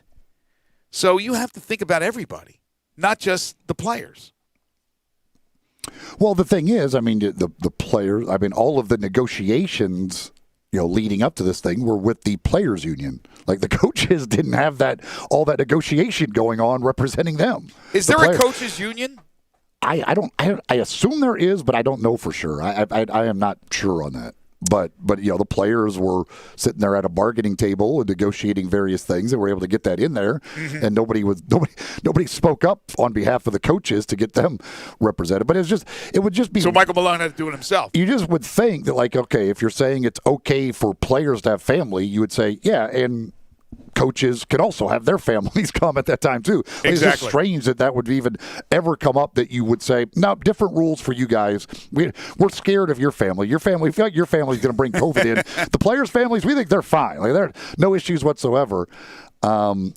And then you got LeBron James talking about how it's not a kid-friendly place, so he doesn't want his kids there, which is just Disney. It's not kid-friendly. Yeah, it's just very funny that they're at Disney World and it's not kid-friendly. Yeah. For the last time that will ever happen, where Disney World is not kid-friendly, but apparently LeBron thinks it's not kid-friendly there in the bubble, which he's probably correct. I'll probably give him that. He's probably correct, but but please don't turn that into a promo, Disney. That would be a bad promo. No, you don't want to say, you do not want your new slogan to be, hey, Disney World, not kid-friendly. Hey, LeBron James, you just won the NBA title. Where are you going next? Not to Disney. It's not kid-friendly. Yeah, that wouldn't work out. All right, we do now have a winner in our Humdingers trivia. We actually had a couple of folks end up getting it correct. But we had a lot of different teams guessed here. You don't have to go that far back. Do you know the last number one seed that was swept out of the playoffs? Miami. No, that is not correct. I don't know. Just threw it out there. Gabe, do you have a guess? You do not have to go very far back. That's my clue. Last year? I really don't. I will say, I will give you this. They won the title the following year. Okay, so it wasn't last year. They got swept as the number one seed one year and then won the title the next. Swept as the number one. Lakers? Nope. Mavericks? Nope. Yeah, who is it? Beats me. The Toronto Raptors. Oh, okay. So 2 years ago. 2 years ago, they were swept as the number one seed in the Eastern Conference by LeBron James and the Cleveland Cavaliers in the conference semifinals. And then, of course, last year came back and won the title. See, I didn't think they were the one seed. I thought Cleveland was the one seed. When LeBron was in Cleveland, they never cared about being the number one That's seed. Right. They didn't care about the regular That's season. Right. They would always let somebody else be the one seed and just kick their butts in the playoffs, That's true. which they did to the Raptors that year. But congratulations to our winner. There was one that got it in before others with the correct answer.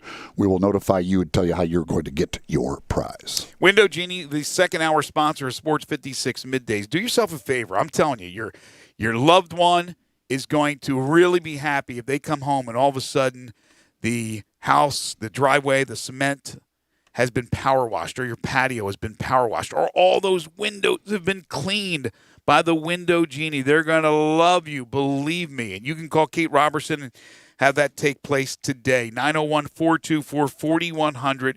Give her a call 7 days a week. Schedule an appointment or get a free estimate. Window Genie can take care of your home or business. They clean interior and exterior windows with their streak-free guarantee. They clean your gutters. They do pressure washing and house washing. They can clean and seal concrete, brick, and natural stone. They also do window tinting on your home. They do it all at the Window Genie, a trusted name in window cleaning, but so much more. And right now they have this deal. If you order holiday lighting right now up until November 1st. Not going to come out and do the holiday lighting, put it up now. But if you order it by November 1st, you're going to get 15% off. And what they do is they customize it for you. So if you want your house decorated for the holidays, you call Window Genie. They'll come out, they'll consult with you, and they'll customize what you want. Then they will put it up, they will maintain it, and they will store it away. They take care of it. They do it all for you. You don't have to lift a finger other than to dial this number on your cell phone, 901-424-4100. Call Kate today. Talk to her about it. They will customize it. Like I said, you order it by November 1st, you get 15% off. Ask for the Sports 56 discount. It's the Window Genie, a trusted name in window cleaning. But as you know, they do so much more. Call Kate today at 901-424-4100, online at windowgenie.com. Let the power of the Genie work for you. When we come back, Steve Macy will join us from the University of Memphis. This is Sports 56 Middays. We are Sports 56 WHBQ. Listen to us daily on AM 560, 96.1 FM, or 87.7 FM. Hey folks, I'm Jarrett Carter. My family recently purchased East Memphis Ace Hardware at Quince and White Station, and we're excited to offer the best selection of Big Green Egg and Traeger grills. And then don't forget about our Benjamin Moore Paint Studio and the Garden Center for flowers. Save 60% with our new Duracell key fob replacement program.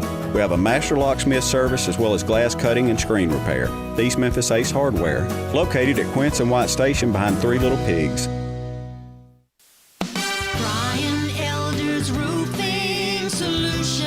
Chris Price here for Brian Elder Roofing. The storms we've had over the past several months have been devastating to our communities. The rainy season is ahead. You may have not even noticed the dripping in your attic, water stains throughout your home, or even worse, mold and mildew. Please call Brian Elder Roofing and we will send out our project managers to assess any damage. We will not try to sell you a roof if all you need is a repair. We will measure your roof from outer space. 0% for 60 months, even no payments till 2022 are available with approved credit. If you've noticed missing shingles, water stains, leaks in your roof, call us before you call your insurance company at 867-0303. That's 867-0303, and we will provide a free, thorough inspection of your roof's condition. Call 867-0303. Brian Elder's Roofing Solutions. And now a game of Commercial Chicken, brought to you by Progressive, where we see how long Flo can go without talking about insurance. Ready? Go. Hi. Guess we should talk about something.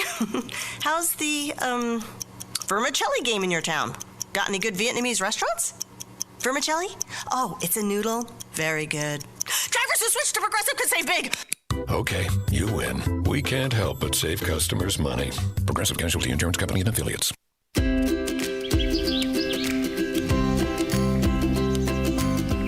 Summertime and the living is easy. No more cutting or paying utilities. Literally, you guys, Town Village Audubon Park, nestled in the heart of East Memphis, located corner of Park and Cherry, is a beautiful residential neighborhood. Looking for a great place to retire, but you still have a very active lifestyle? Then visit Town Village. Only requirements that you're 55 plus. Prices per month starting at $24.50. The Gourmet Chef welcomes you to visit our restaurant and bistro. Package includes 3 complimentary meals per day, maid service, free local transportation, monthly coffee club, theme dinner parties, lots of fun. Visit us and call Daniel or Bo at Town Village Audubon Park at 901-374-7342. There's no place like home. Town Village Audubon Park.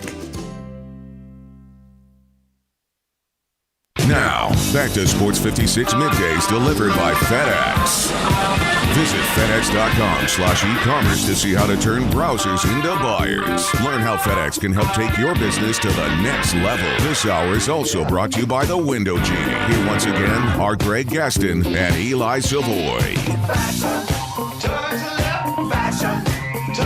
Welcome back, everybody. I mentioned earlier, when Steve joins us, if you have any questions, you can hit us up via the First Bank text line at 67129, and we'll ask Steve about it, your experience on Saturday, or any questions you have moving forward with University of Memphis Tigers football or Tigers athletics in general. Every Tuesday he joins us. Today, no exception. He is Steve Macy, the Senior Associate AD at the University of Memphis. You can follow him on Twitter at Steve Macy, and he joins us now on the show. Hi, Steve. Good morning. So I saw you on the sideline on Saturday. It was weird not to see you, but we're in mass talking to each other and trying to stay distant from each other. Overall, and I know you guys put a lot of work in it, but overall, how happy are you with how everything went down? I think it really went without too much of a hitch. I mean, it obviously was very, very different. And, when you're on the field, it didn't feel crazy different pregame. It obviously wasn't a crowd in the stands, but, pregame on the field, the team's out there, the music's going, teams are getting ready, and it kind of felt normal. Then you go outside, and we were running a tent out front of right behind the turned off fountain to try to help people and guide them. And you just saw an empty Tiger Lane, and you saw empty parking lot and no energy. And it just, that felt probably the weirdest of all, was just that the tailgating atmosphere was just not there because there was no tailgate. It was just, that was probably the hardest thing. And then obviously with having just a small crowd, and not being able to create that energy and having to do a lot of that through the video board and the sound system and through the band and the mic'd up band, and that was where most of the energy came from. That was a little bit odd, but, logistically things worked the way they were intended. Obviously we'd never design the system this way if we had our druthers, but I think the things that we said we needed to do and the things that the Shelby County Health Department required of us to host a game, we were able to accomplish. And I think everybody's pleased with our ability to kind of execute what we were required to do. Yeah, your point about the kind of the parking lots and the tailgating, that was really weird. Like pulling in there and just like nothing's going on. It just it felt almost eerie. Like it was just kind of like, whoa, this isn't college football. No, it was actually, we've had some open scrimmages at the Liberty Bowl in the past, and there was a heck of a lot more energy outside even for those. And so this was, it was hard to see. It definitely wasn't what we're used to, but I'm just so thankful that we had an opportunity to play a game. I know over the past few months, there's been some ups and downs of feelings about whether we were going to play at all.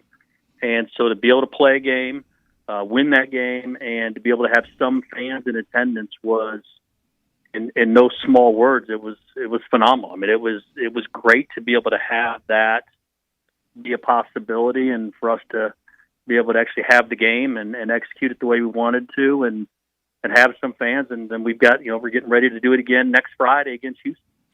What's the old saying? There's no use crying over spilled milk, but when you think about what could have been with that weather Saturday, oh my gosh.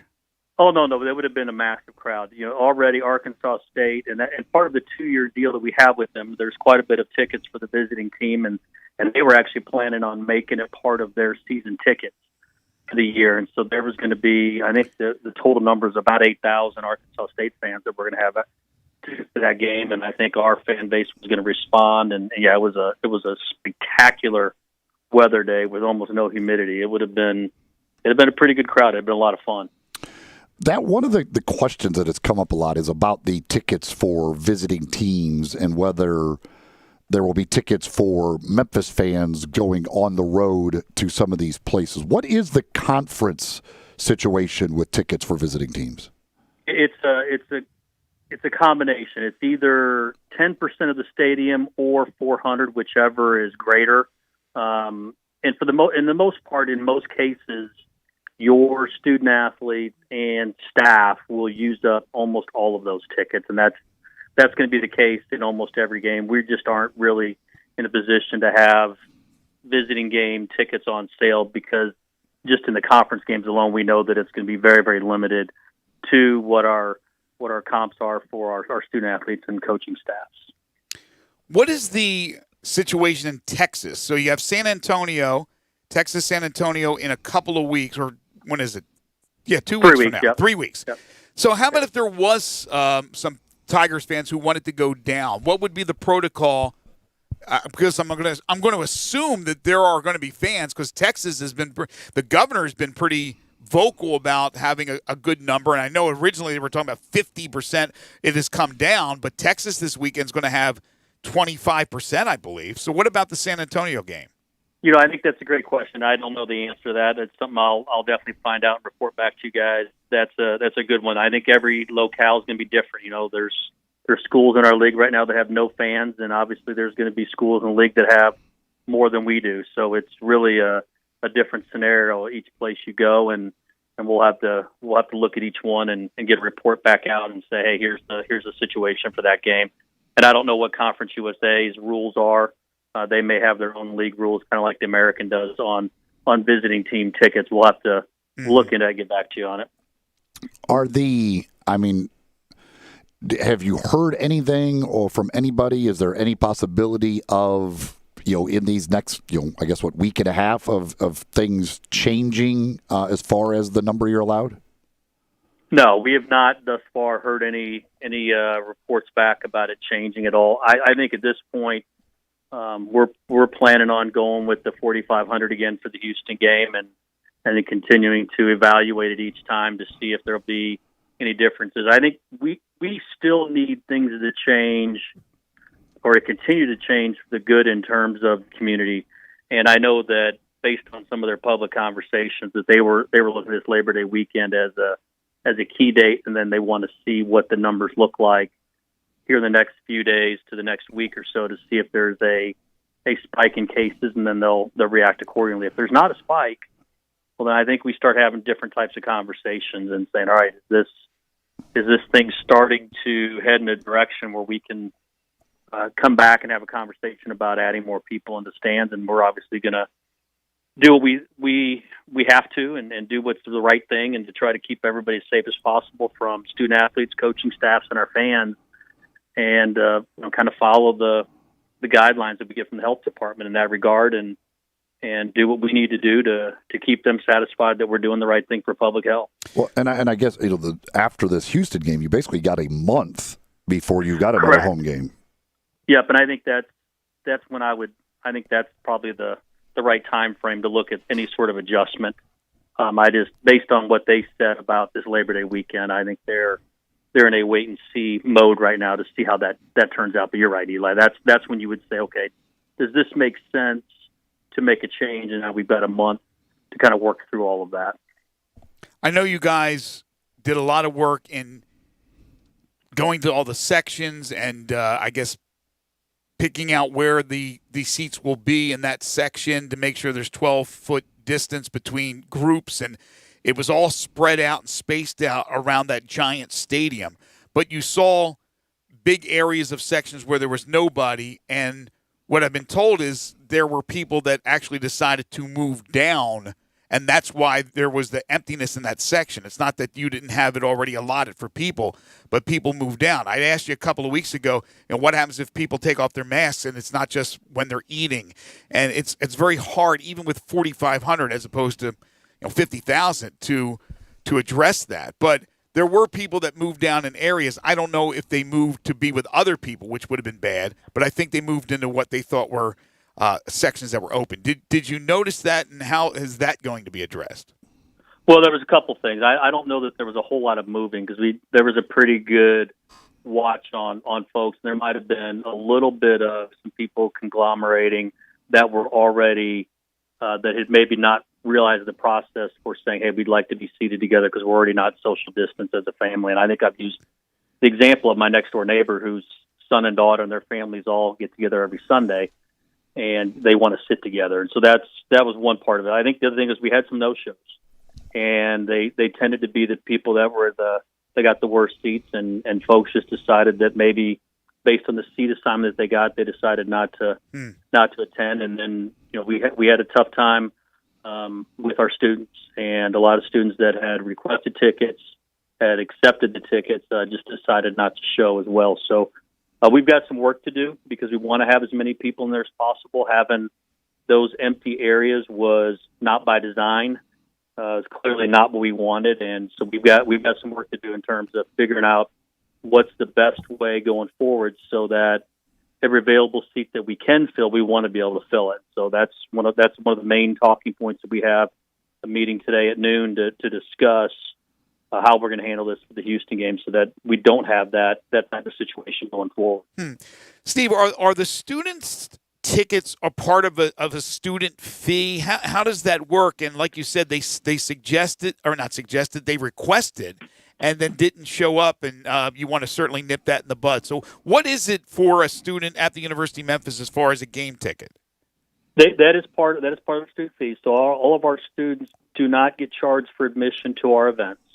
And so what we did in this case, because we knew we had a finite number of seats for students, is we sent out a communication to them and asked them to please say, hey, if you're coming, please make a reservation, and if we exceed the number of reservations that we have available, we'll have a lottery. Well, we more than doubled the number of reservation requests for the number of seats that we had. So, and then those that received seats, then they got their digital ticket via email and then put it into their own wallets. And look, we also know that our no-show rate on Labor Day weekend tends to be much higher than any other date. If the team's competitive, it tends, and the weather was spectacular. So there just might have been some people that either didn't recognize it was Labor Day weekend, decided to travel. So part of it is, yes, we've got to figure it out, but it also could have been this was just a Labor Day weekend, and this tends to be a little skewed in terms of the no-show rate anyway. Right. You mentioned the digital tickets. Did that go well as far as people getting It really in? did. It really did. I mean, it was we had a lot of folks around to help and offer suggestions and offer help, but I think our fans did an excellent job of taking a little bit of extra time and putting it into their wallets on their phones, and really kind of paying attention to the communication that went out and adhering to it and making sure that they were set up and ready to get in. So we really had very, very minimal issues. I think the best moment was we asked, as people are coming in and say, are you all set? Are you good with this? And this gentleman said, I'm not about to not get in the game. He pulled out a 10-page packet of instructions that he had printed himself just in case he couldn't get in. He goes, I've got it right here. So he killed a couple trees, but he was getting in the game.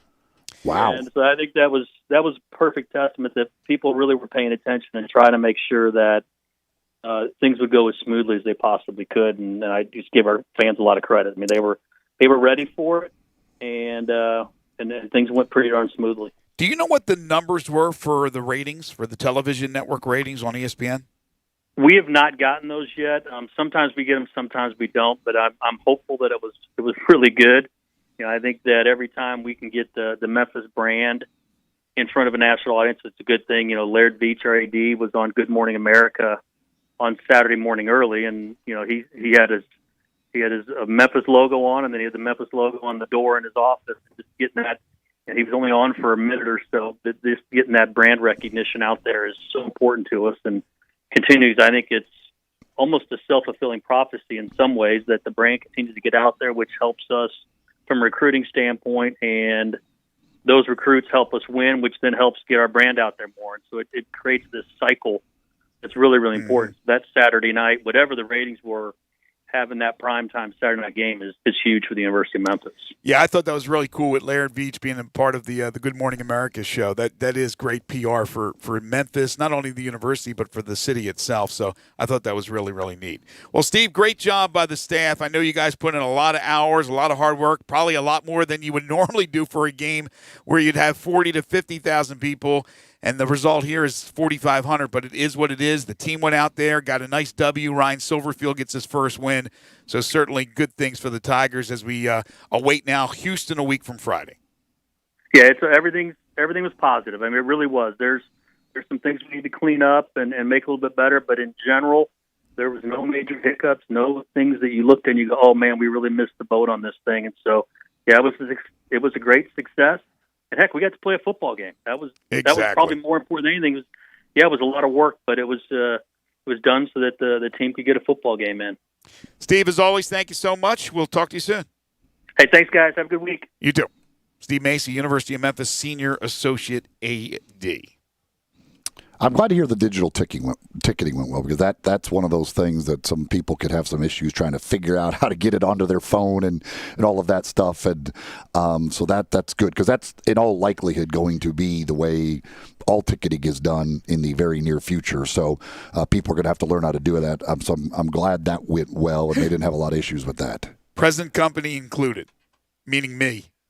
Yes, people like you. I did not want to call you, but I know exactly what you were doing. I know last year when the golf tournament, when the FedEx Agent Invitational went to that, there were a lot of people that just they couldn't figure out how they actually got the ticket onto their phone for the person there to be able to scan it. So it's not something that's real easy for some people. So I'm glad that went well, and they had enough people there to help folks out if they needed the help. Yeah, and it's not just being easy or difficult. It's like the convenience of having something physical in your hand, like a ticket, or why a lot of people still prefer to read a newspaper as opposed to read it online. They want the physical newspaper in their hand. Just habits are hard to break sometimes, old habits.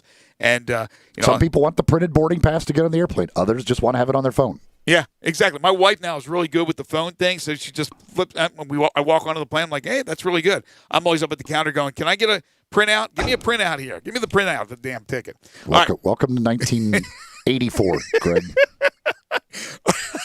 All right, we'll take a timeout. When we come back, the NFL season begins on Thursday. Some power ratings are out. Want to talk a little bit about that. At 12:05, we'll have our 5 favorite songs. Again, the category today is Beat. Eli thinks it's a bad category. I think it's quite good. It's not the greatest category we've ever had, but I think there's a lot of variety. We got 2.5 questions still to get to as well. This is Sports 56 Middays on Real Sports Talk. Sports 56, that's AM 560, 96.1 FM, and 87.7 FM. Listen online anywhere, anytime at sports56whbq.com. I'm here with outstanding team from Lexus of Memphis at 2600 Ridgeway. They're online at lexusofmemphis.com. Gary, tell everyone how they can experience the Lexus of Memphis satisfaction. Come in and be a part of our family at Lexus of Memphis. Experience the customer service that we provide to each guest like a member of our own family. If you're on the side of the road and you need us, we're there. If you need help with anything with your car, technology, Bluetooth, the app suite, we have a dedicated team to help you with this in your journey with your Lexus. That's how they do it at Lexus of Memphis. You'll see the dedication in every single step. You'll see it in the smiles when smiles are hard to get. You'll see it in the little things that add up to success. The caring and passion are the things that we love best.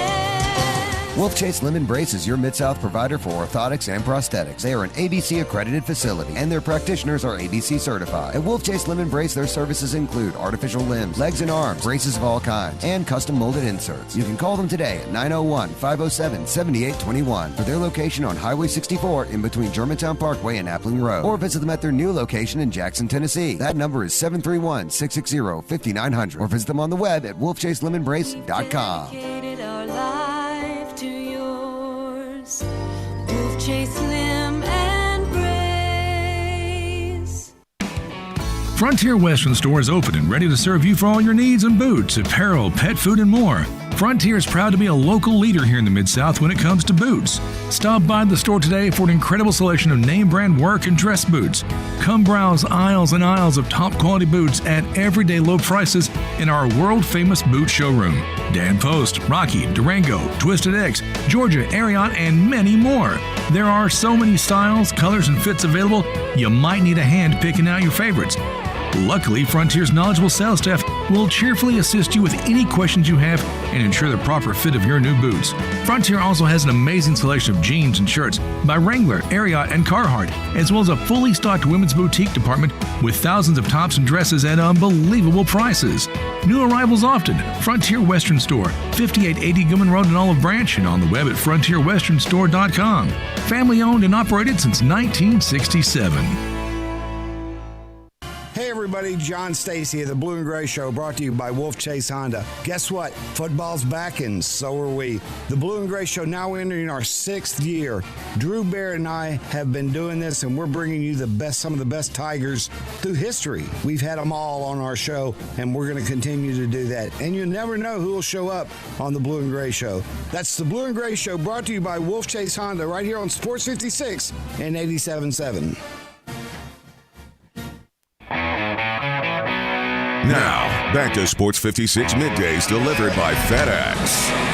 Visit FedEx.com/e-commerce to see how to turn browsers into buyers. Learn how FedEx can help take your business to the next level. This hour is also brought to you by the Window Genie. Here once again are Greg Gaston and Eli Savoy. A couple of texts here on the First Bank text line wanted to get to. Somebody asked if there is a replay of the Coaches Show. So they DVR'd it but got the local news since the NBA must have run long. Need to see the Ryan Silverfield Show. I have no idea if they replay that at any time, or do they?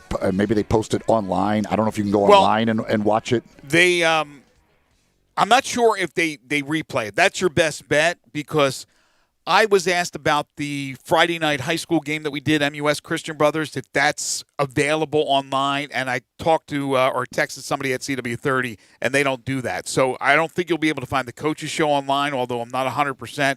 And as far as replaying it, you're going to have to contact CW30. ABC 24 is where they air the Coaches Show, and I'm sure if you call them, they'll give you the answer to that. Yeah, I have no idea as far as that's concerned. Somebody else asked when we are going to bring Brandon Lang back. Not sure yet on that, but obviously Brandon is in a business that has been greatly affected by COVID-19. So Brandon's had to find other ways to try and make a living here. So I'm not sure exactly when, but that is we're hoping to have Brandon back. We hope to have him because he is delightful, entertaining, and you never know what he's going to say. In fact, Gabe has to be on his toes when he joins us because of the old, expletives that could fly via or a la Kramer from Saturday or from Jerry Seinfeld. So I think he will be hopefully before too long. I mean, they're playing sporting events. It's back. The NFL starts this week, so hopefully. For those in the gambling business, will be able to get back to their livelihood. Speaking of gambling, but fantasy football-wise, Sigmund Bloom started another year with us last week. He will join us tomorrow on the program at 12:05 to answer all your fantasy football questions. So Sigmund Bloom tomorrow. Jerry Palm joins us tomorrow. We'll have our four-man scramble, make our picks for the Safeway event. Speaking of the NFL, Ian Rappaport tweeting out, the Arizona Cardinals are making star wide receiver DeAndre Hopkins the highest-paid non-quarterback ever, giving him a 2-year contract extension worth $54.5 million in new money, $27.25 per year. Hopkins, who did the deal himself, gets $42.75 million guaranteed at signing. So Watson's deal that we talked about yesterday was $27 million guaranteed, if I'm not mistaken. Hopkins does this himself, mind you. No agent. $42.75 guaranteed. What do you think about DeAndre Hopkins being the highest paid non-quarterback in the history of the game? He's a very good receiver. There's no doubt. And this was the reason, in a lot of ways, that Houston got rid of him, because they weren't going to pay him. Certainly not that. His contract now, I mean, the new money does make him that, but it's basically a 5-year, $95 million contract that he's basically playing under now, because he's got 3 years left on his current deal, and then adding this money onto the end of that. But he's shown that, I mean, he is one of the top, 2, 3, 4, however many receivers in the game. So, and if you've got Kyler Murray, you want to make sure he has a big-time target to throw to. You went out and made the trade for DeAndre Hopkins. You need to make sure you lock him up. Well, what's interesting is, and I know Larry Fitzgerald's way past his prime, but here's Larry Fitzgerald, who means so much to that organization. And DeAndre Hopkins comes in and is the highest paid non-quarterback in the history of the game. So that means Larry Fitzgerald was never at that spot, never even considered to be that type of player, considered to be a great player, but not the type of player where you would give him that type of money to make him the highest paid non-quarterback ever on the same team. But that's how much they think of Hopkins. But Fitzgerald's the kind of guy who I can guarantee you is a team player and is not going to be upset by any stretch of the imagination with that. In fact, he probably embraces it. Of course, he's towards the very end of his career. Yeah, he was just too early. If he was in his prime right now, good chance he's the guy that's getting that money. All right, so let me ask you this, guys, and I'm going to give you the answer to the question in a second here. Sports Illustrated has its power rankings for the NFL season. We will make our NFL predictions on the show tomorrow. Thursday night, the season begins with the defending champion Chiefs and the Houston Texans. Give me your top 5 power rankings going into the season for NFL teams. All right, Gabe, I'll start with you. Your top 5 NFL power rankings. 1, have to go the Chiefs. Okay. I'd lean when you go 2, you start to get that. I think obviously you have to have the Chiefs on the top. Ravens probably number 2. I think that will change during the year. Because I'm not. Are y'all convinced that Lamar Jackson is going to have a repeat year that he did last year, and that they'll be able to win all the games that they won last year? I'm not convinced, but maybe I should be. Maybe I should buy into him. I should buy Lamar stock, but there's always something that makes me think that, how's he going to be that good again? I mean, it's hard to repeat what he did last year. Yeah. He could still be really, really good and not repeat last year's things. But no, I don't expect him to be as good as last year, no. All right, so you got Chiefs 1, you have Ravens 2, but you think that'll fluctuate during the season? I think that'll fluctuate. I have the Niners at 3. Okay. Then I'm going to go Saints 4. Okay. Seahawks 5. Okay. Eli? And I kind of wanted to throw the Buccaneers in there. Okay. At 5, but I know it's you a big question mark. I mean, we expect them to be fun and really good, but how good? All right, Eli, what do you got?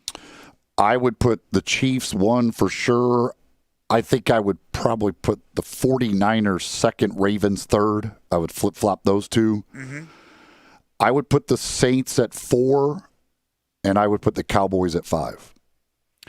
All right, so I think you got 4. Let me see where they have the Cowboys here.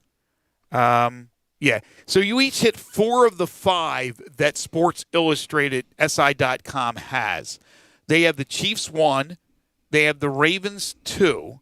They have the Saints 3. They have the 49ers 4. And they have the Eagles 5. The Eagles 5. I think that's a bit of a surprise.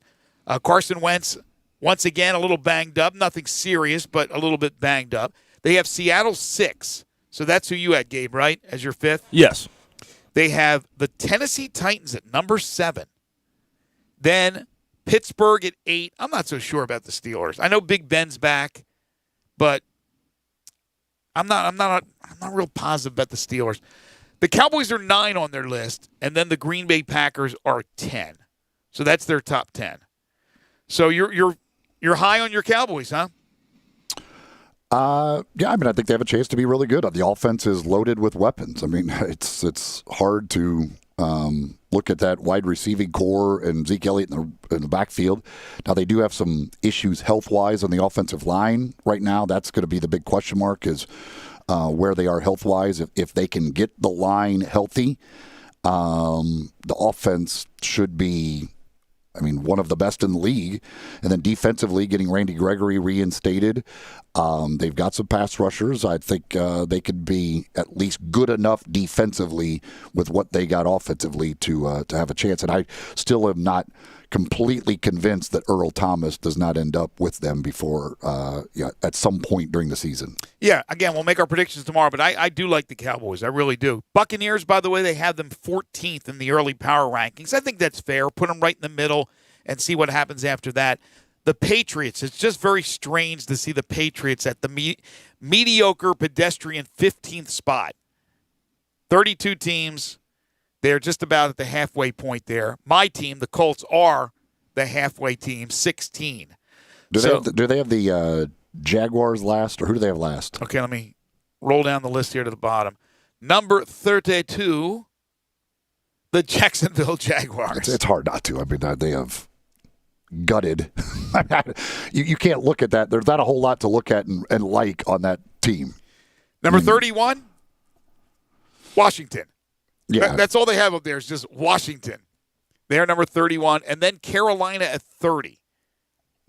So that's what's amazing, that you've got a team who has maybe the best player in the game, best non-quarterback in the game, and they're 30th in the power rankings. Yeah, and they have Bridgewater now as their quarterback.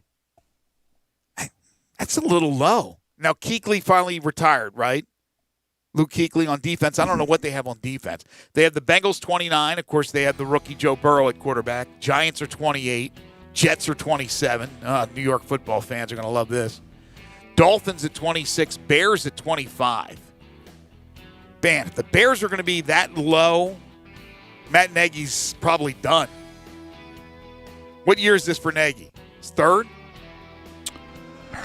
I think so. I think that's right. Yeah, I think they expect more from the Chicago Bears. Cleveland's 24. And Cleveland, again, a lot of talent. We'll see what the Baker can do this year. They've made a bunch of changes. Coach, front office, spending some money on some of these. You know, can OBJ, can he dust off the crap and play really, really well? Gabe, can he do that? Can he avoid any kind of, poop season? What can OBJ do for the Browns? When we come back, hour number 3, one of our 5 favorite songs. Today's topic is beat. So make sure beat or heartbeat, whatever it is in the title of your song. You can text in 67129. Or if you are watching us live, you can message us with the list at Sports56 WHBQ on Twitter, Facebook, YouTube, Periscope, and Instagram. And then we got 2.5 questions still to get to as well. This is Sports 56 Middays on Real Sports Talk. Sports 56, 96.1 and 87.7.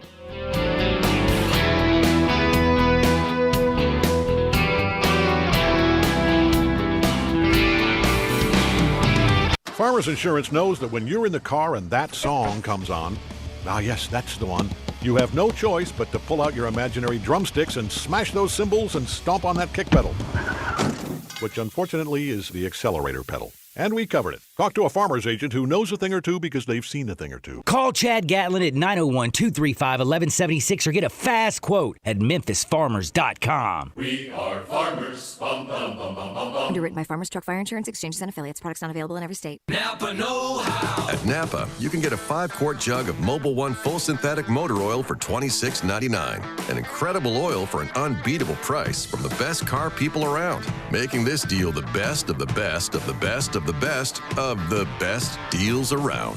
That's Mobil 1, only $26.99. Quality parts, helpful people. That's Napa know-how. Napa know-how. General States pricing. Sales prices not include applicable state, local taxes, or recycling fees. Offer ends 9/30/20. Pros today have to do whatever the job calls for, and the Home Depot is here to help make that easier. With a wide range of delivery options, you can get what you need, from job lot quantities to small supply runs, delivered where and when you need it. Don't want to buy the tool? Rent it. We've got the most innovative products and more ways for pros to find them, in-store and online. Pros are changing, so are we. The Home Depot, how doers get more done.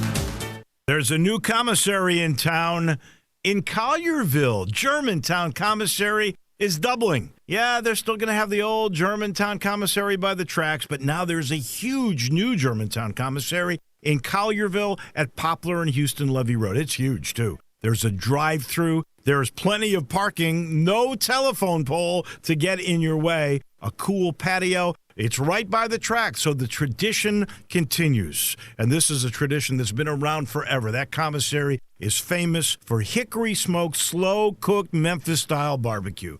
They've got a private party room at the new one in Collierville. Self-catering still continues. Party packs for $5.95. Basically, the great ribs, the great pulled shoulder, the great deviled eggs, Everything is there in Collierville and Germantown now. So there is now a Germantown and Collierville style of barbecue. It's called Germantown Commissary. We are real sports talk. Sports 56, 96.1, and 87.7. Available on your radio dial at 560 AM, 96.1 FM, and 87.7 FM. As well as online around the world at sports56whbq.com. Take us with you everywhere on your phone or tablet by downloading the Sports 56 app. And at home, tell Google or Alexa to play Sports 56. Wherever you are, stay tuned to real sports talk. Sports 56, 96.1, and 87.7. Hi, I'm Troy Fiveash, owner of Fiveash Roofing. Can anyone explain to me why anyone would care how I measure your roof? We have all heard about measuring your roof from outer space. Well, to be honest, there are aerial pictures that are taken every 4 years that can be used to measure a building, but it's not from outer space. Besides, no one, and I mean no one, can tell you what's wrong with your roof or even if you need one by using pictures that might be 4 years old. If you would rather do business with a family-owned and operated business with a lifelong tie to Memphis that refuses to mislead or use gimmicks, please give me a call. Best products, best warranties, and the best customer service we know how to provide. Fiveash Roofing, proud partner of the Memphis Tigers and the official roofer of the Memphis Tigers home team. Fiveash Roofing, fair, honest, and ethical.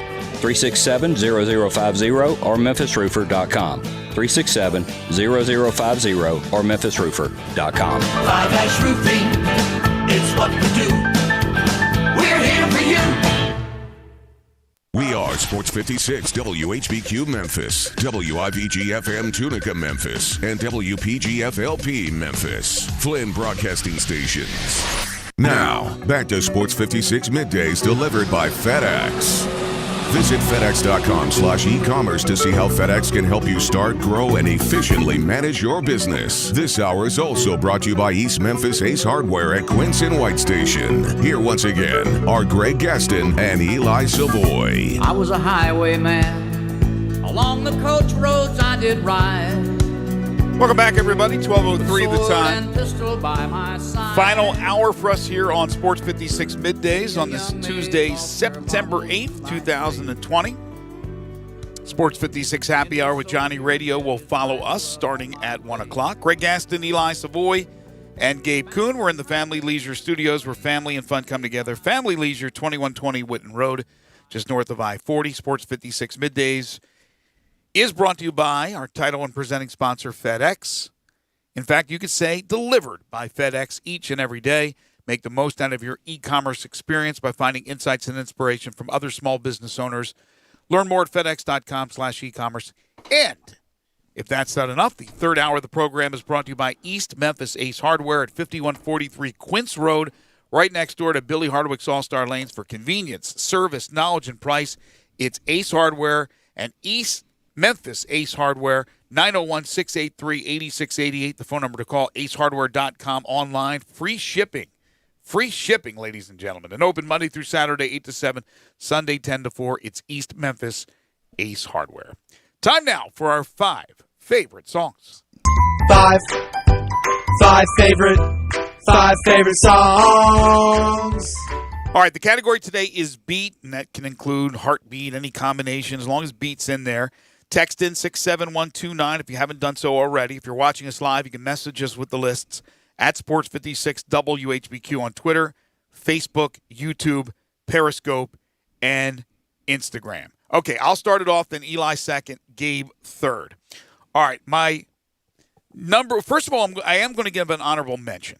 I am going to give an honorable mention here. I don't do it often, but this was when I was a youngster, and this song by a group that was there and gone in a matter of like moments had one hit. So yes, a one-hit wonder. The song called Heartbeat, It's a Love Beat by the DeFranco family. Now, if anybody else remembers this song, I'm going to be happy. But I think I may be the only one that knows this song. Heartbeat is a Love Beat by DeFranco family. That is my honorable mention. Number 5, The Beat Goes On by Sonny and Cher. Number 4, The Deadbeat Club by the B-52s. Number 3, Beat It by Michael Jackson. Number 2, We Got the Beat by the Go-Go's. And here's my number 1. Blow hard is just our pretty. Your body, your lips keep moving to the nitty-gritty. But when you hear the strap,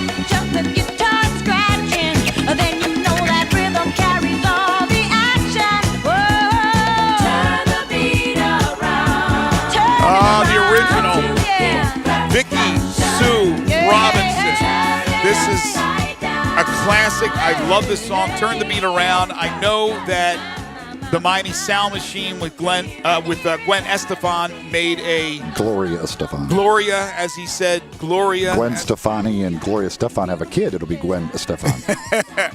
Yes, so Gloria Estefan, Miami Sound Machine, did this song, a remake of the song, and it was a hit for them. But this was the original, nothing better. You were in a disco somewhere with your 3 top buttons unbuttoned dancing to this, weren't you? This was, good song. Gabe, you asked the question yesterday, and I did have one like off the top, but I said there's probably many of those because I don't even know who did the original song.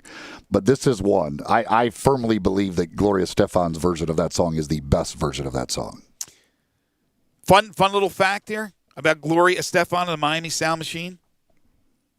They came to their first tour in America.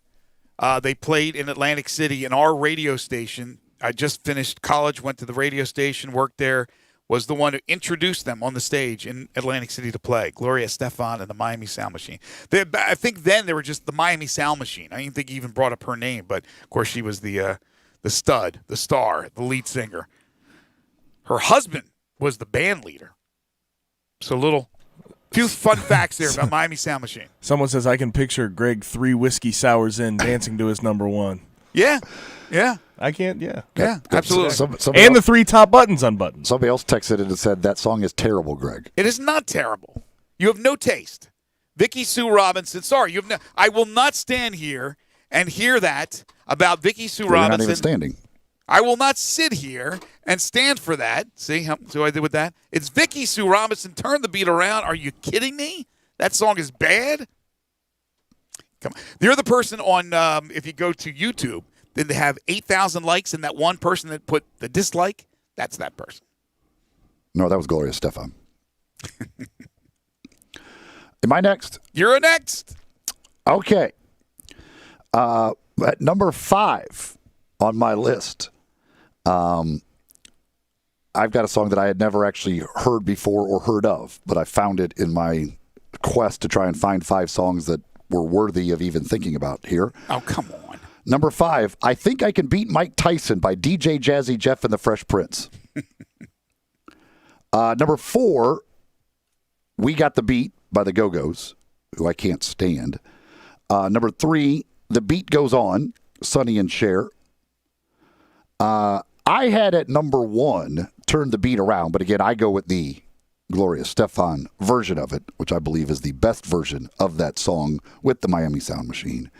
And then at number 2, song that I'm not even that huge a fan of, but I think on this list, you have to have it on the list.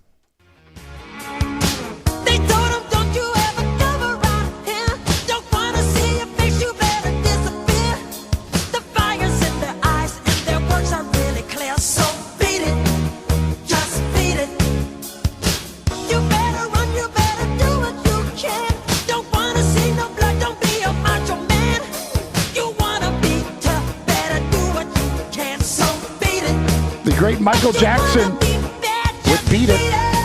Hard not to include that on this list. Yeah, it sounds like you were reluctant to put it on your list. I don't think that he's even anywhere near Michael Jackson's best song. Oh, God, this is a good song. Yeah, you have to have it on the list, though. And Weird Al Yankovic's Eat It was pretty darn good, too. I actually like Eat It better than Beat It. To be honest with you. Really? Yes. I literally like this, and again, this is just my opinion. Like in this guy, I hate the Go-Go's. Can't stand them, but you pretty much have to have their song on there. I don't think Beat It is that good of a Michael Jackson song, but you have to have it on there. So you got personal biases against artists deciding whether you think a list is good or not. I mean, they're not good. I don't think they're good songs. Oh gosh. You're telling me this category's terrible, and I'm looking at We Got the Beat and Beat It, and you think both of them are bad songs. Like who's wrong here? There's not one song in this category that I would seek out to listen to. That's just my opinion. Right, you're entitled to that opinion. It doesn't mean it's a bad list. If you can't find 5, and again, you're doing it because it's a personal thing. You don't like that artist or that song. I put them on the list. But this isn't like let me see. Let me find a darn song that has Beat in it. Oh, Beat It. I've never heard of that song. Let me put that one on the list. At number 5, I did have to do. Well, you didn't have to, but you went that way. It's not as bad as you're saying, Eli. It's not as good as you're saying, Greg. I'm not saying it's a great list. Okay, by any stretch. okay. I'm not saying this does not even come close to laugh. But, again, for 5 and 4 on my list, like, on a normal day, these would be easily honorable mentions. Well, everything can't be boy or girl or something where there's 8,000 songs. It is my opinion, and it just happens to be that there are a couple songs in this category that other people probably like that I don't like. I don't think that. And I don't like the Go-Go's generally, their music, and I don't think Beat It is Michael Jackson anywhere near Michael Jackson's best. We are covering the complete dictionary, so we're going to get to every darn word. There's going to be songs that won't have any. There'll be words that won't have any songs. Now, this was a pretty good one, I think. And him to have a problem against the Go-Go's. Those beautiful women. Are there artists that you don't like? I'm sure, but if there's a song that's a hit song, I'm sure I bet you there are a lot of artists who I don't like, but there's a song that I like from them, from their repertoire. I will say this. I do believe We Got the Beat might be the Go-Go's best song. I would argue that, but it's still a really good song. All right, what do you got, Gabe? All right, so 5 and 4, again, would be honorable mention on a normal day. We Got the Beat, the Go-Go's, and Turn the Beat Around, Vicky Sue Robinson. Good songs. Good in the right situation, but just because of the subject matter in this category, I had to throw them in my top 5. But then 3 to 1, I was a big fan. 3, Beat It by Michael Jackson. 2, Let the Beat Build by Lil Wayne. And then number 1, I'm surprised neither of you had this on your list. Do you ever wonder?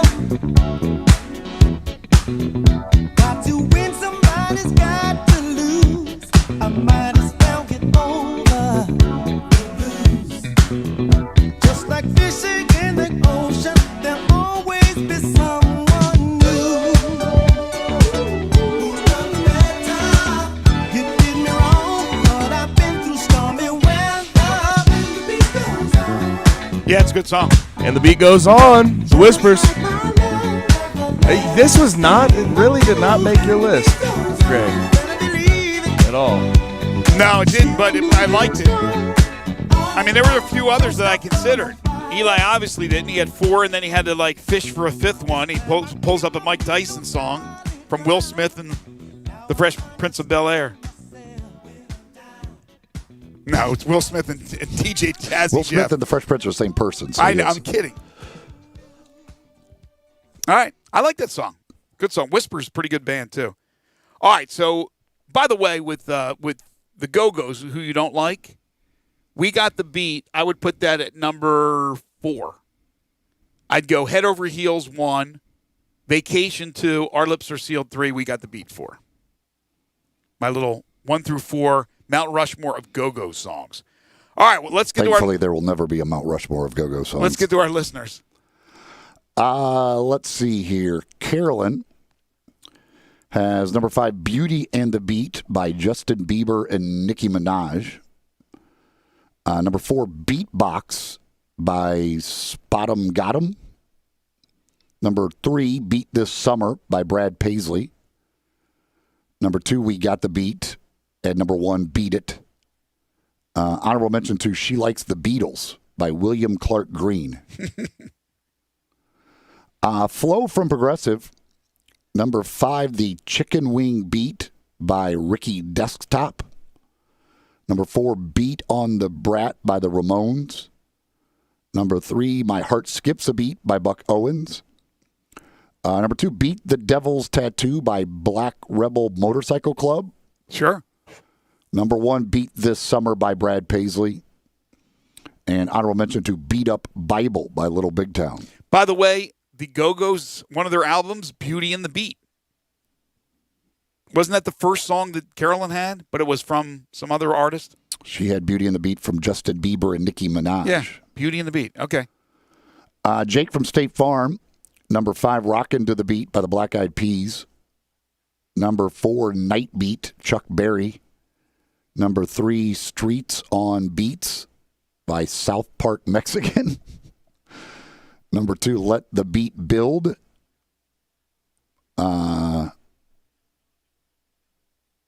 by Lil Wayne. And number 1, Beat of the Music by Brett Eldridge. Wonder if anybody found a real beat song like The Beat, the vegetable. Remember you were talking about that yesterday? I was hoping that maybe Dwight Schrute had released something, but he did not, apparently. I could not find any on those. That's a good one. Bobby from Midtown, number 5, Beat of a Heart by Scandal. Number 4, Turn the Heartbeat Over Again by Steely Dan. Number 3, Heartbeat by Bad Company. Number 2, We Got the Beat. And number 1, Beating Around the Bush by AC/DC. Zed, number 5, Turn the Heartbeat Over Again, Steely Dan. Number 4, Never Missing a Beat by Everlast. Number 3, Block Rockin' Beat by Chemical Brothers. Number 2, Turn the Beat Around, Gloria Estefan.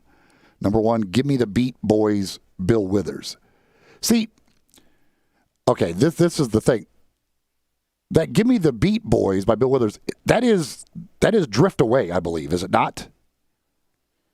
Did Bill Withers do Drift Away as well?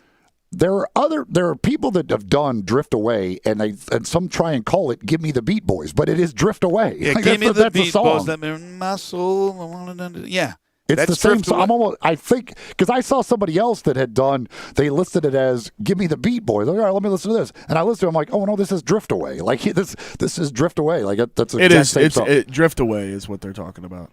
A lot of people redid it and then said that. Yeah, because if you want to call that "Give Me the Beat Boys," then I will put that clearly at number 1 by any of those artists, as far as that goes. Yeah, Doobie Brothers, because he said I think I like the Doobie Brothers version better. Yeah, the Doobie Brothers was the one I found. I was like, Doobie Brothers, Give Me the Beat Boys. I listened to it. I'm like, oh no, this is Doobie Brothers singing Drift Away. So I don't know. I'm not sure if they actually called it "Give Me the Beat Boys" when they released it or what. He's got an honorable mention for How the Beat Goes by Will Smith. I think I could beat Mike Tyson, but that's all right. Let's see here. Raider Corey, number 5, Beauty and the Beat with Bieber and Minaj. Number 4, Night Beat, Chuck Berry. Number 3, Turn the Beat Around, Vicky Sue Robinson. Number 2, And the Beat Goes On, The Spinners. Whispers. He says The Spinners. He meant the Whispers. He already got to me on Twitter. Okay. Number 1, Beat It. Let's see here. Number 5, Turn the Beat Around, Vicky Sue Robinson. Number 4, We Got the Beat. Number 3, Beat on the Brat by the Ramones. Number 2, Beat It. And number 1, Two Hearts Beat as One by U2. That was one I considered. I don't mention I hate beats, but I order them sometimes. What? I actually kind of like beats. My mom used to make good beats. Gosh. My mom made good beats, and that was the BEETS, because she never made good beats the other way, that's for sure. Let's see. Heartbeat by Buddy Holly, somebody says. Somebody else says Beat It, Michael Jackson, Case Closed. Somebody else says Doobie Brothers never sang Drift Away. Well, they did. They just called it a different song title. I listened to it. It's the exact same song, only they tried to call it Give Me the Beat Boys. Billy on Facebook. Number 5, Didn't Miss a Beat by Easton Corbin. Number 4, Beat It. But that's Lil Duke and Hoodie Baby. Is that Michael Jackson's Beat It? I don't know. Gabe, do you know?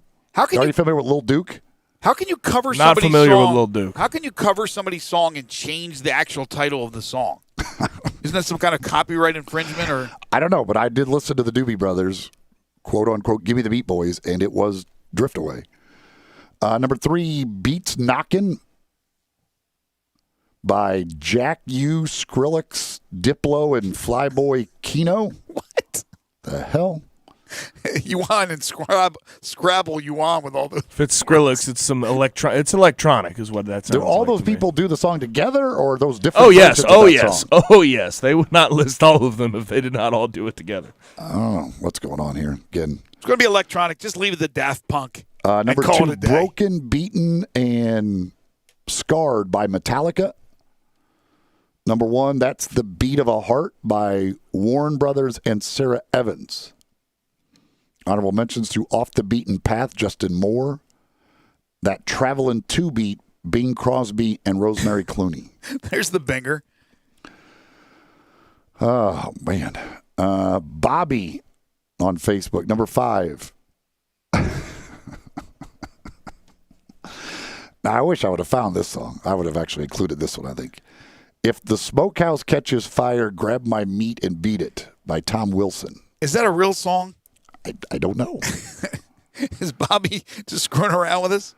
Number 4, Bring That Beat Back by Soulja Boy. Number 3, My Heart Skips a Beat, Buck Owens. You don't often go from Soulja Boy to Buck Owens on a list. Number 2, The Beat Goes On. And number 1, Beat It. Brandy on Facebook, number 5, Beating Heart by Ellie Goulding. Number 4, Beat Here, Dashboard Confessional. Number 3, Tell Your Heart to Beat Again, Danny Goki. Number 2, Beat It by Fallout Boy and John Mayer. And number 1, Beauty and a Beat, Justin Bieber, Nicki Minaj. Honorable mention to You Can't Stop the Beat by Laura Bell Bundy. The lesser-known Bundy kid from Married with Children. Andrew Silliman, We Got the Beat. Number 4, Beat This Summer, Brad Paisley. Number 3, Beat It, Fallout Boy, featuring John Mayer. Number 2, Tell Your Heart to Beat Again, Danny Goki. And number 1, Beat of the Music by Brett Eldridge. Quite a lot of different songs there with the word beat in it. Not saying they're all classics, but in the minds of our listeners, they were good enough to make their lists. So I think the category was okay. Any more? I don't believe so. Okay. This other person continues to argue about the Doobie Brothers. I'm telling you, I listened to the Doobie Brothers singing Drift Away, only they called it something else. Well, you're going to have to, during the break, YouTube it. Because you might have been dreaming. What was the song title again? What did we say it was? What were they calling it? Oh, Give Me the Beat, Boys. That's what they're calling it. Yeah, okay. Give Me the Beat, Boys. All right, so tomorrow we're going to do Laugh Again. No, I'm kidding. Tomorrow we're going to do Always. Always. As a matter of fact, if you just Google Give Me the Beat Boys, the first thing that comes up is Doobie Brothers, Give Me the Beat Boys. Yeah, but and it's Drift Away. That is the song they're singing is Drift Away. Yeah, they're just calling it different. So unless this YouTube video is not the Doobie Brothers, they are singing Drift Away, only calling it Give Me the Beat Boys. Yeah, I'm still trying to figure out how you can take somebody else's song. Obviously, you can do your rendition of it. You can cover it, but then change the name of it? Sounds like it's a little like misleading. I don't know. And then somebody else says Drift Away is by Dobie Gray. I know it was number 1 on my list yesterday. I'm not saying that. I know exactly what Drift Away is. I'm just telling you that the Doobie Brothers, and that was my question if you could use this, because it's the name of that song they are singing is not Give Me the Beat Boys. It's called Drift Away by Dobie Gray. But they're calling it Give Me the Beat Boys. And if you Google Give Me the Beat Boys, it is the Doobie Brothers. So the person who says Doobie Brothers never sang Drift Away, you're lying. But the person also is correct that they can use that song in today's category because they changed the name of it. And in the name is Beat. And if we are saying that the Doobie Brothers sang a Cold Gates named Give Me the Beat Boys, which is actually Drift Away, then I would put that at number 1 on my list. Just like it was yesterday when it's under its right name, Drift Away. Oh, gosh. Controversy here with 5 favorite songs. There's the closest thing to Drift Away the Doobie Brothers ever sang was Black Water. No, they sang Drift Away. They called it Give Me the Beat Boys. So that's the closest thing to Drift Away they ever sang, the actual song. Goodness gracious. What's going on with artists? You talk about Go to the Google machine for 2 seconds. That's taking some liberties, though. I told you this category was stupid because people can't even listen. No. It has nothing to do with the category. But can you imagine like an artist like, okay, we're going to cover this guy or this woman's song, and then we're going to change the name. So we're going to mislead people, and they're going to think it's a whole different song, but it's really the same song. Again, tomorrow, always make sure the word always is in the title of your song. We'll take a timeout. We'll come back with 2.5 questions. This is Middays on Real Sports Talk, Sports 56, 96.1 and 87.7. R&R on Sports, Saturday mornings, 10 a.m. Sports 56, 87.7, and 96.1. Don't miss us. We are real sports talk. Sports 56, 96.1, and 87.7. Available on your radio dial at 560 AM, 96.1 FM, and 87.7 FM. As well as online around the world at sports56whbq.com. Take us with you everywhere on your phone or tablet by downloading the Sports 56 app. And at home, tell Google or Alexa to play Sports 56. Wherever you are, stay tuned to real sports talk. Sports 56, 96.1, and 87.7. I want to do some bragging rights. Hey, I was just the other day overhearing a conversation with Big Mike, the manager of DeSoto Auto Sales. They've got people buying cars all over the country. North Carolina, South Carolina, Georgia, Alabama, Arkansas, Texas. People from all over the country buy cars at DeSoto Auto Sales in Olive Branch, Mississippi. Why? DeSoto Auto Sales has the most stringent car inspection in America. They get it right the first time. Quality and low mileage. Factory warranty on most vehicles.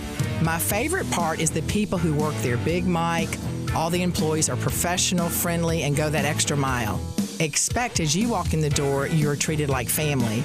DeSoto Auto Sales understands your time matters. We can help you find your dream car and get all the paperwork finished in less than an hour.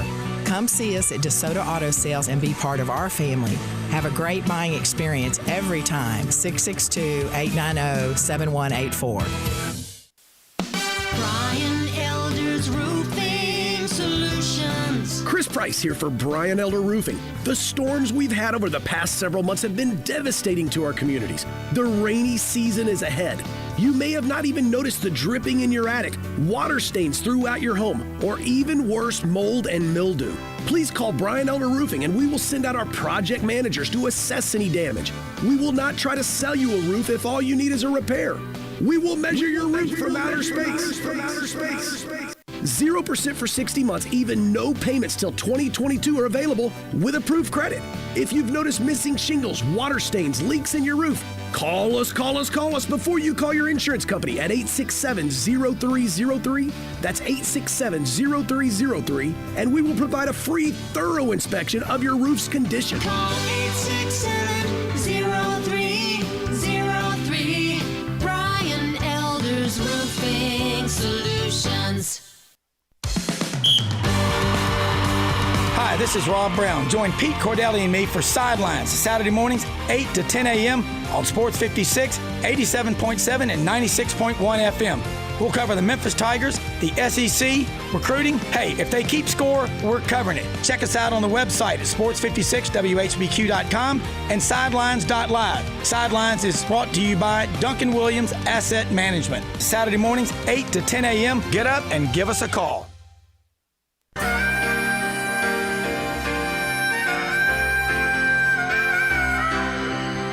Now, back to Sports 56 Middays delivered by FedEx. Visit FedEx.com/e-commerce to see how FedEx can help you start, grow, and efficiently manage your business. This hour is also brought to you by East Memphis Ace Hardware at Quince and White Station. Here once again are Greg Gaston and Eli Savoy. Ain't it a shame? Oh, give me the beat, boys, and free my soul. I wanna get lost in your rock and roll. I don't think I've ever laughed as much as I laughed during that break. This is the Doobie Brothers. That's what it says. It may not be. This may be Dobie Gray. Like this person says, I clicked that's not the Doobie Brothers. I don't know. I'm just going by what it says on that YouTube video. It says it's the Doobie Brothers. Wait, so this is I don't know. This is the Doobies. It says it's the Doobie Brothers. I don't know if that is actually the Doobie Brothers or not, but that's what it says it is. Oh my gosh! It's the exact song. I mean, it is Drift Away. It sounds like Dobie Gray. Yes. So maybe it is, or maybe it's just mislabeled on YouTube. I don't know. It does sound like Dobie Gray. It probably is. What the hell is going on? We got controversy. Somebody get Michael McDonald on the phone, for goodness sakes. Did he do this song one time with the Doobie Brothers, maybe? And that's why they put it up there? I have. But it still says, "Give me the beat, boys." Yes. As opposed to saying, "Drift away." All right. Anyway, that is funny. Man, oh man, I was in tears during the break. All right, let me try to segue to something a little more serious. What do you got? Real quick, though. I mean, Dobie Gray gets disrespected on this song. I feel like people don't know that that's actually his song. Oh, I mean, I thought it was Uncle Cracker's there for a while. Yeah. But at least Uncle Cracker didn't hide it. He didn't change the name of the song. Did they ever all I'm confused, Did they ever all come together, Dobie Gray, Uncle Cracker, and the Doobies to do this song? I don't even know anymore. I'm not even sure what the hell's happening. I don't know. I have no idea. According to sources from, Al.com, the sexual battery case against Ole Miss linebacker Sam Williams has been dismissed. He's expected to return to practice with the team this week. They expect some sort of statement regarding the case and his status coming in the coming days. So, potentially good news there for Ole Miss. Get one of their linebackers back in the fold, Sam Williams.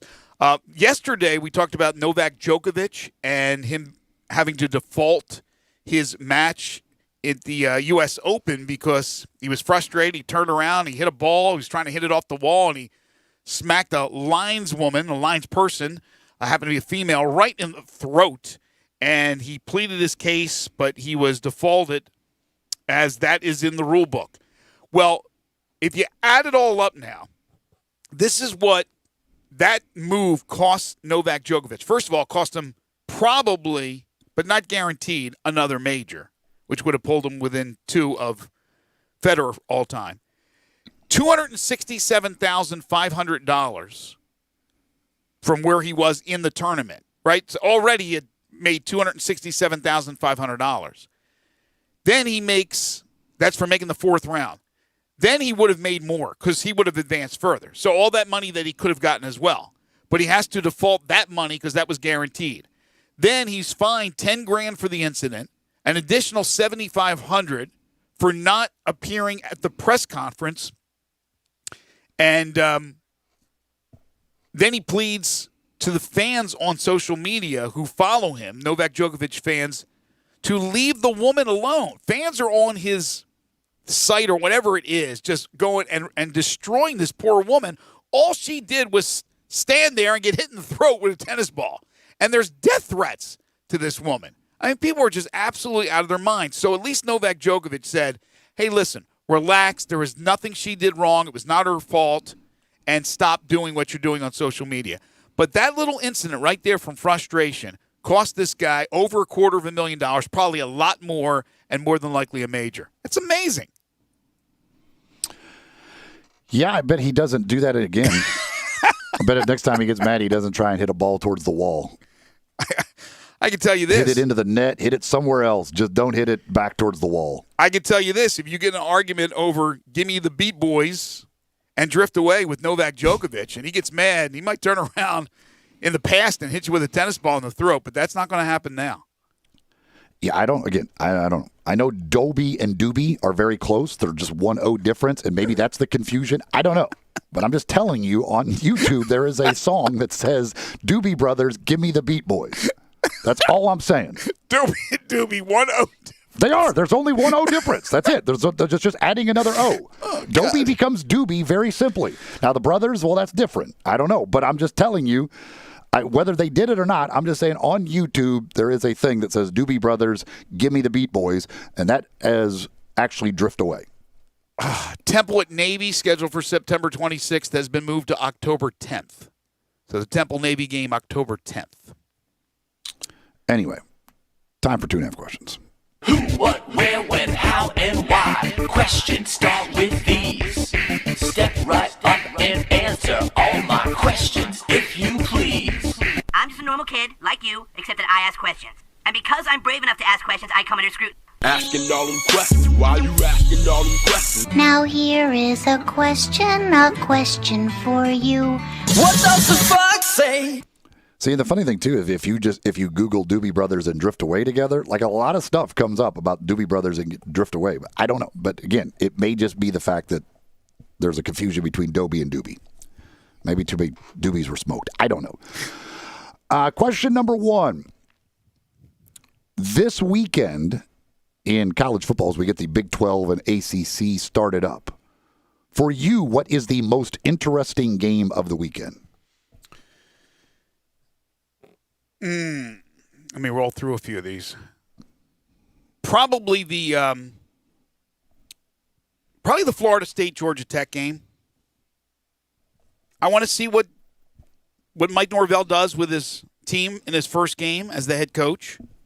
See how they respond. It was, as Connor O'Gara, who joined us earlier, talked about, a little bit tumultuous the offseason, not just because of the obvious with COVID-19 and everything else that's happening, but because of things that Mike Norvell said or didn't say or did or didn't do, and looked like he was losing the team there for a second. So I'll be curious to see what happens with Florida State and Georgia Tech.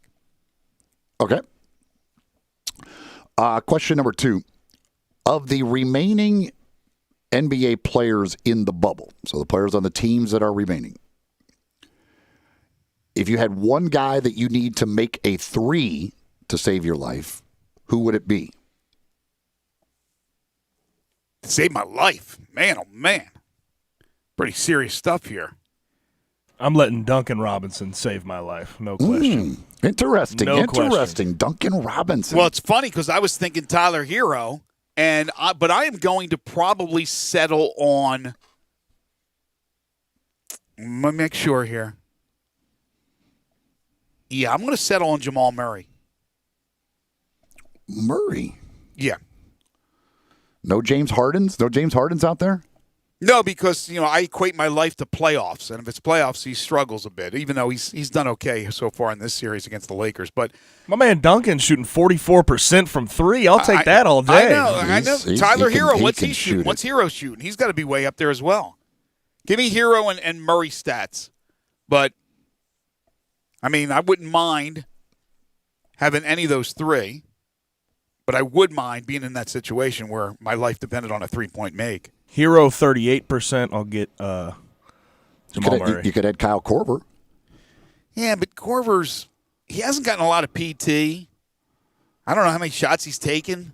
He hasn't really been called upon that much. All times one of the greats.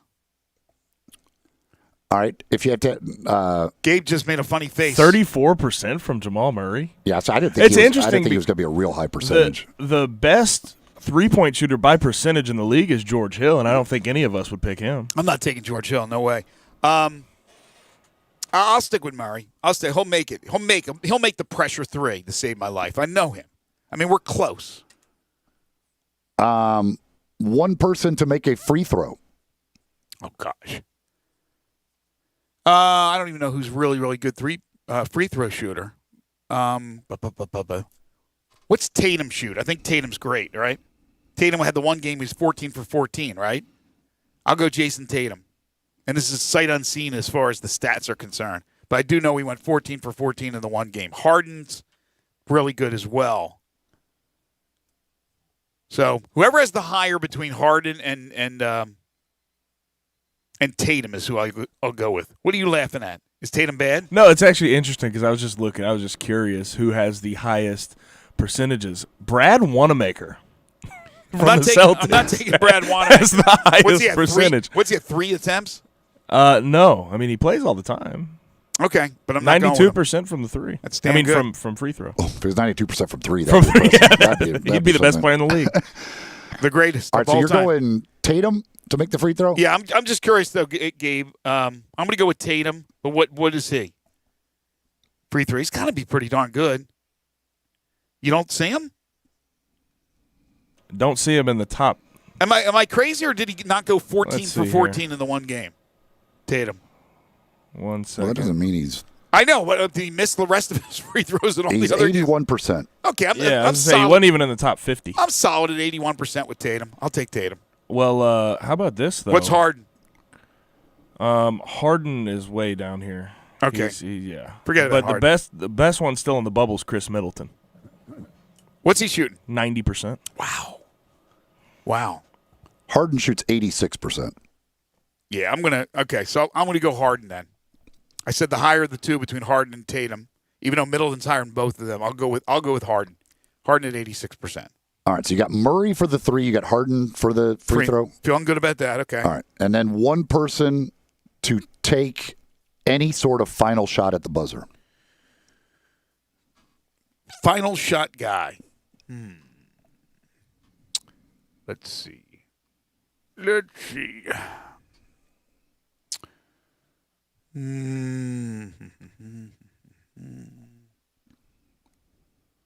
Any type of shot, so it doesn't have to be 3.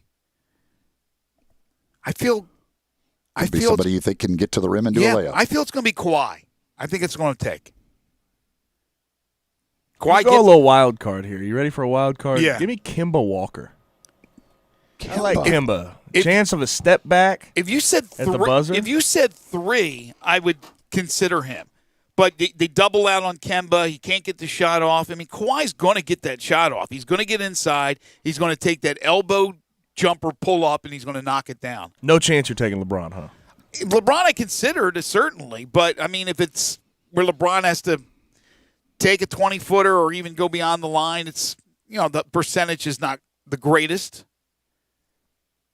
But Kawhi, I feel real confident that he's going to elevate over most defenders. I mean, he's really got great vertical. So I'm going to go Kawhi Leonard.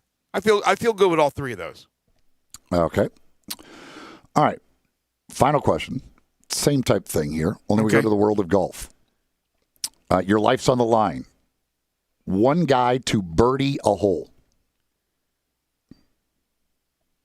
Man, oh man, I'm in trouble here with my life on the line with all these athletes. Birdie a hole, life on the line. Who am I going with? All right. I'm going to go with let me think here. I'm going DJ. I'm going DJ because and here's the reason. I like Rory a lot, but sometimes he gets a little erratic. Justin Thomas, if he was putting a little bit better, I mean, he'll make a bomb every once in a while, but he misses a bunch. Rahm can get too emotional. Man, he implodes. I'm dead. And I don't know who else I would even consider right now.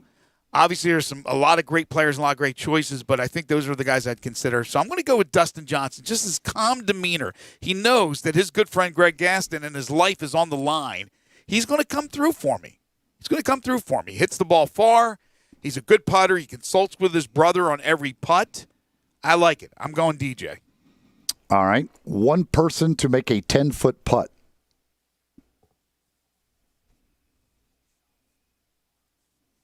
I think I'm going to go DJ. Oh, well, that's a bad choice. Well, you say Brendan Todd? No, I mean DJ is putting well, but there's some really good there are some really good putters out there. For the 10-footer? I mean, I don't have stats in front of me, but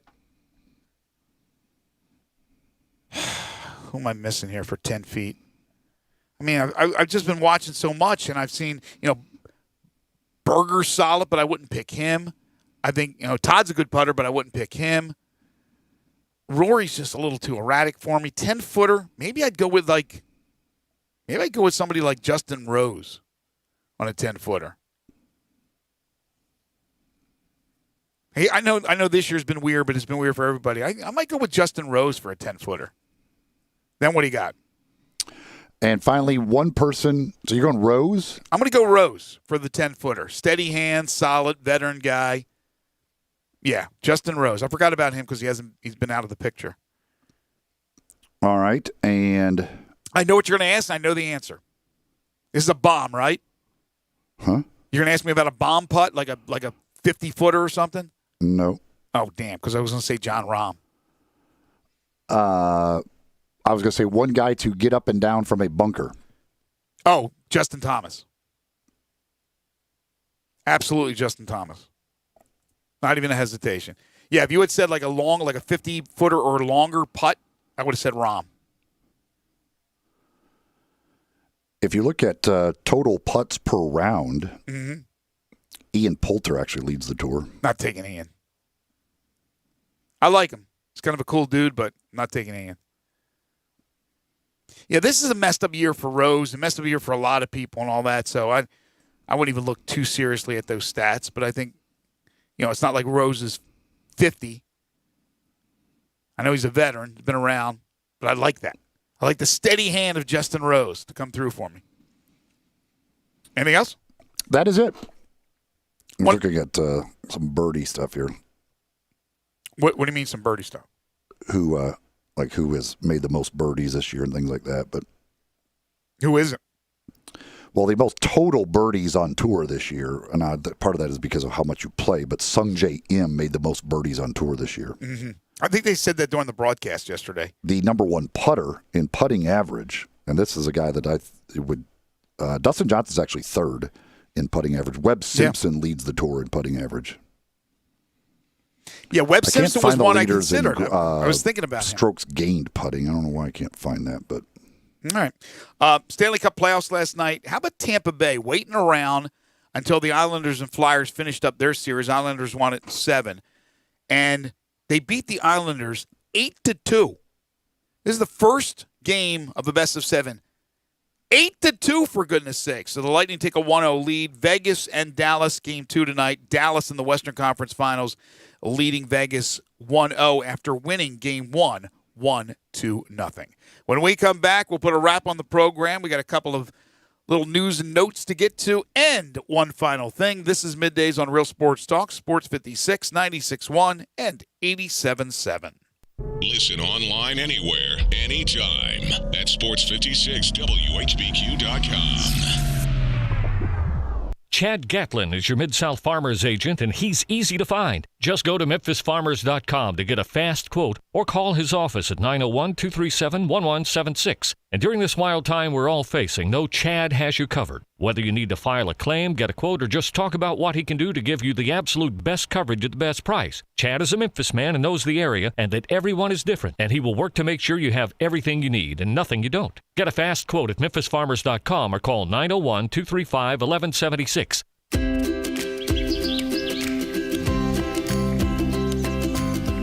Summertime and the living is easy. No more cutting or paying utilities.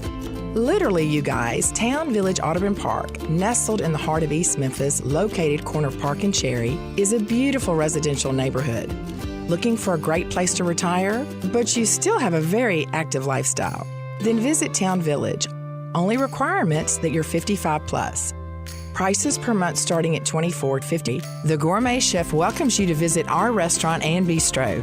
Package includes 3 complimentary meals per day, maid service, free local transportation, monthly coffee club, themed dinner parties, lots of fun. Visit us and call Daniel or Bo at Town Village Audubon Park at 901-374-7342. There's no place like home. Town Village Audubon Park. Great news, sports fans! The Butcher Shop Steakhouse is now open for dine-in service. Make a reservation and enjoy a mouth-watering steak dinner. Or, if you prefer, take it curbside. In addition to their fantastic steaks, the Butcher Shop Steakhouse has a variety of entrees, including Canadian lobster tail, crab-stuffed shrimp, pan-seared red snapper, and fresh ground steak burger with portobello mushroom sauce. Planning to cook out? The Butcher Shop Steakhouse offers a great selection of fresh Angus beef, hand-cut steaks and burgers, lamb chops, Atlantic salmon, and more. Make your reservation for dine-in or pre-order for curbside pickup. The Butcher Shop Steakhouse, dine-in, curbside, and delivery. Plus, enjoy the sizzle of top-quality Butcher Shop steaks on your own grill. Call us at 757-4244 and visit our website, thebutchershop.com, for menus and more. The Butcher Shop Steakhouse, Walnut Grove and Germantown Parkway. Looking for a high-efficiency planting solution? The Case IH 2150 Early Riser Planter combines the industry's most accurate planter technologies with a rugged row unit for a fast and uniform emergence. The Case IH 2150 Early Riser operates at your speed and adapts to unique field conditions so that you can maximize your yield potential. Stop in or call Mid-South Ag Equipment at 662-890-3141 to learn more. That's Mid-South Ag, your Case IH Equipment headquarters. Now, back to Sports 56 Middays delivered by FedEx. Visit FedEx.com/e-commerce to see how FedEx can help you start, grow, and efficiently manage your business. This hour is also brought to you by East Memphis Ace Hardware at Quince and White Station. Here once again are Greg Gaston and Eli Savoy. John Rothstein tweeting out according to a source, that State Farm Arena in Atlanta has emerged as a possible location for a preseason bubble in college basketball. 10 teams are currently slated to play in the first annual Holiday Hoopsgiving event, including Memphis.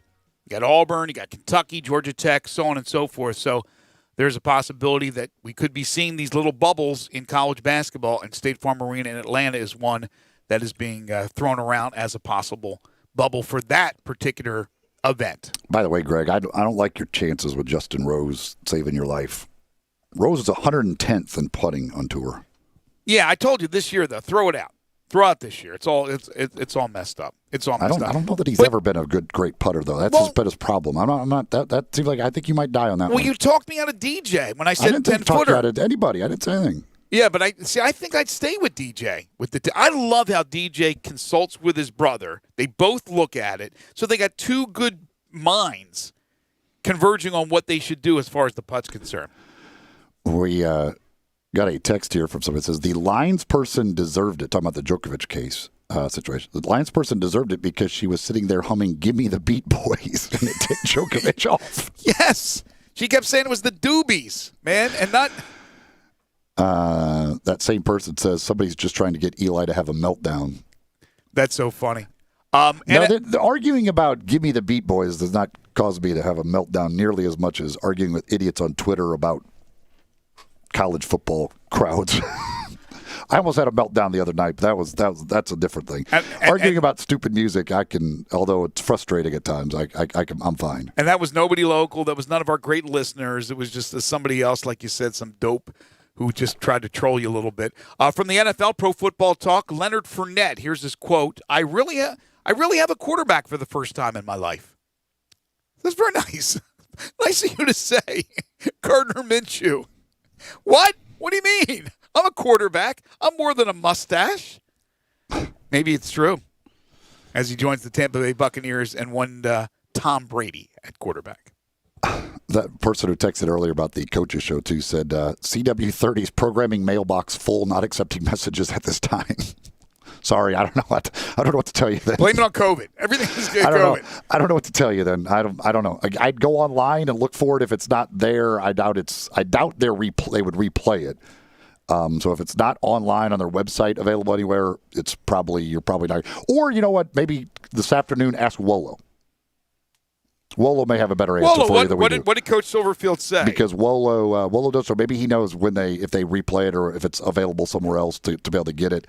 I don't know. Right. You could go to YouTube, I guess. Maybe it's posted on there or something. I don't know. It might be posted on there as the Doobie Brothers Coaches Show. I don't know. You know what? In all seriousness, that may be the way to go. Sometimes they do, I think in the past, have posted coaches shows on YouTube. So check it out. That could be. And again, if it's not there, at least you can hear the Doobie Brothers sing Drift Away, calling it Give Me the Beat Boys. That's all available right there on that. Somebody else says, great job, Eli and Greg, on the high school football broadcast on Friday night.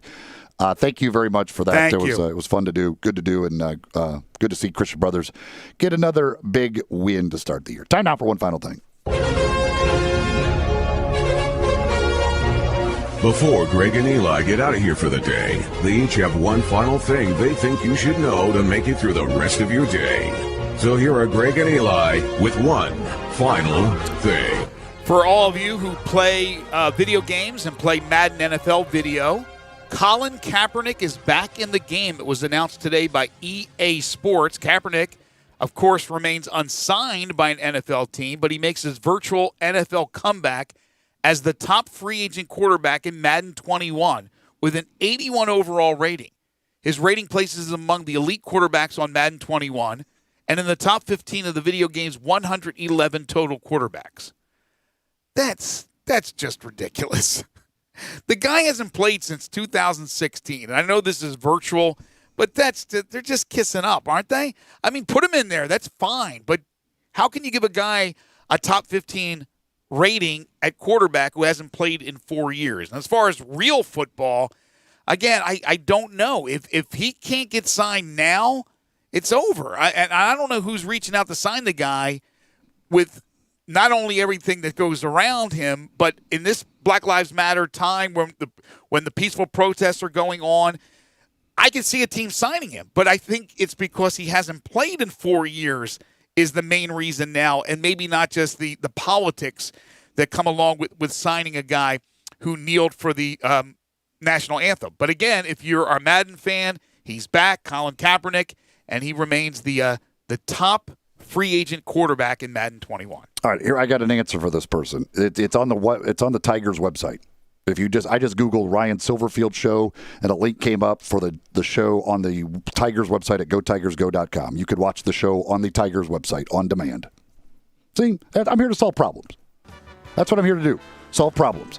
There's your answer. Ryan Silverfield show is on gotigersgo.com. If you just Google the Ryan Silverfield show or it's Ryan Silverfield television show, the link will come right up. Boom, you click on it. It is not the Doobie Brothers. It is actually Wolo and Ryan Silverfield. I'm watching it right now.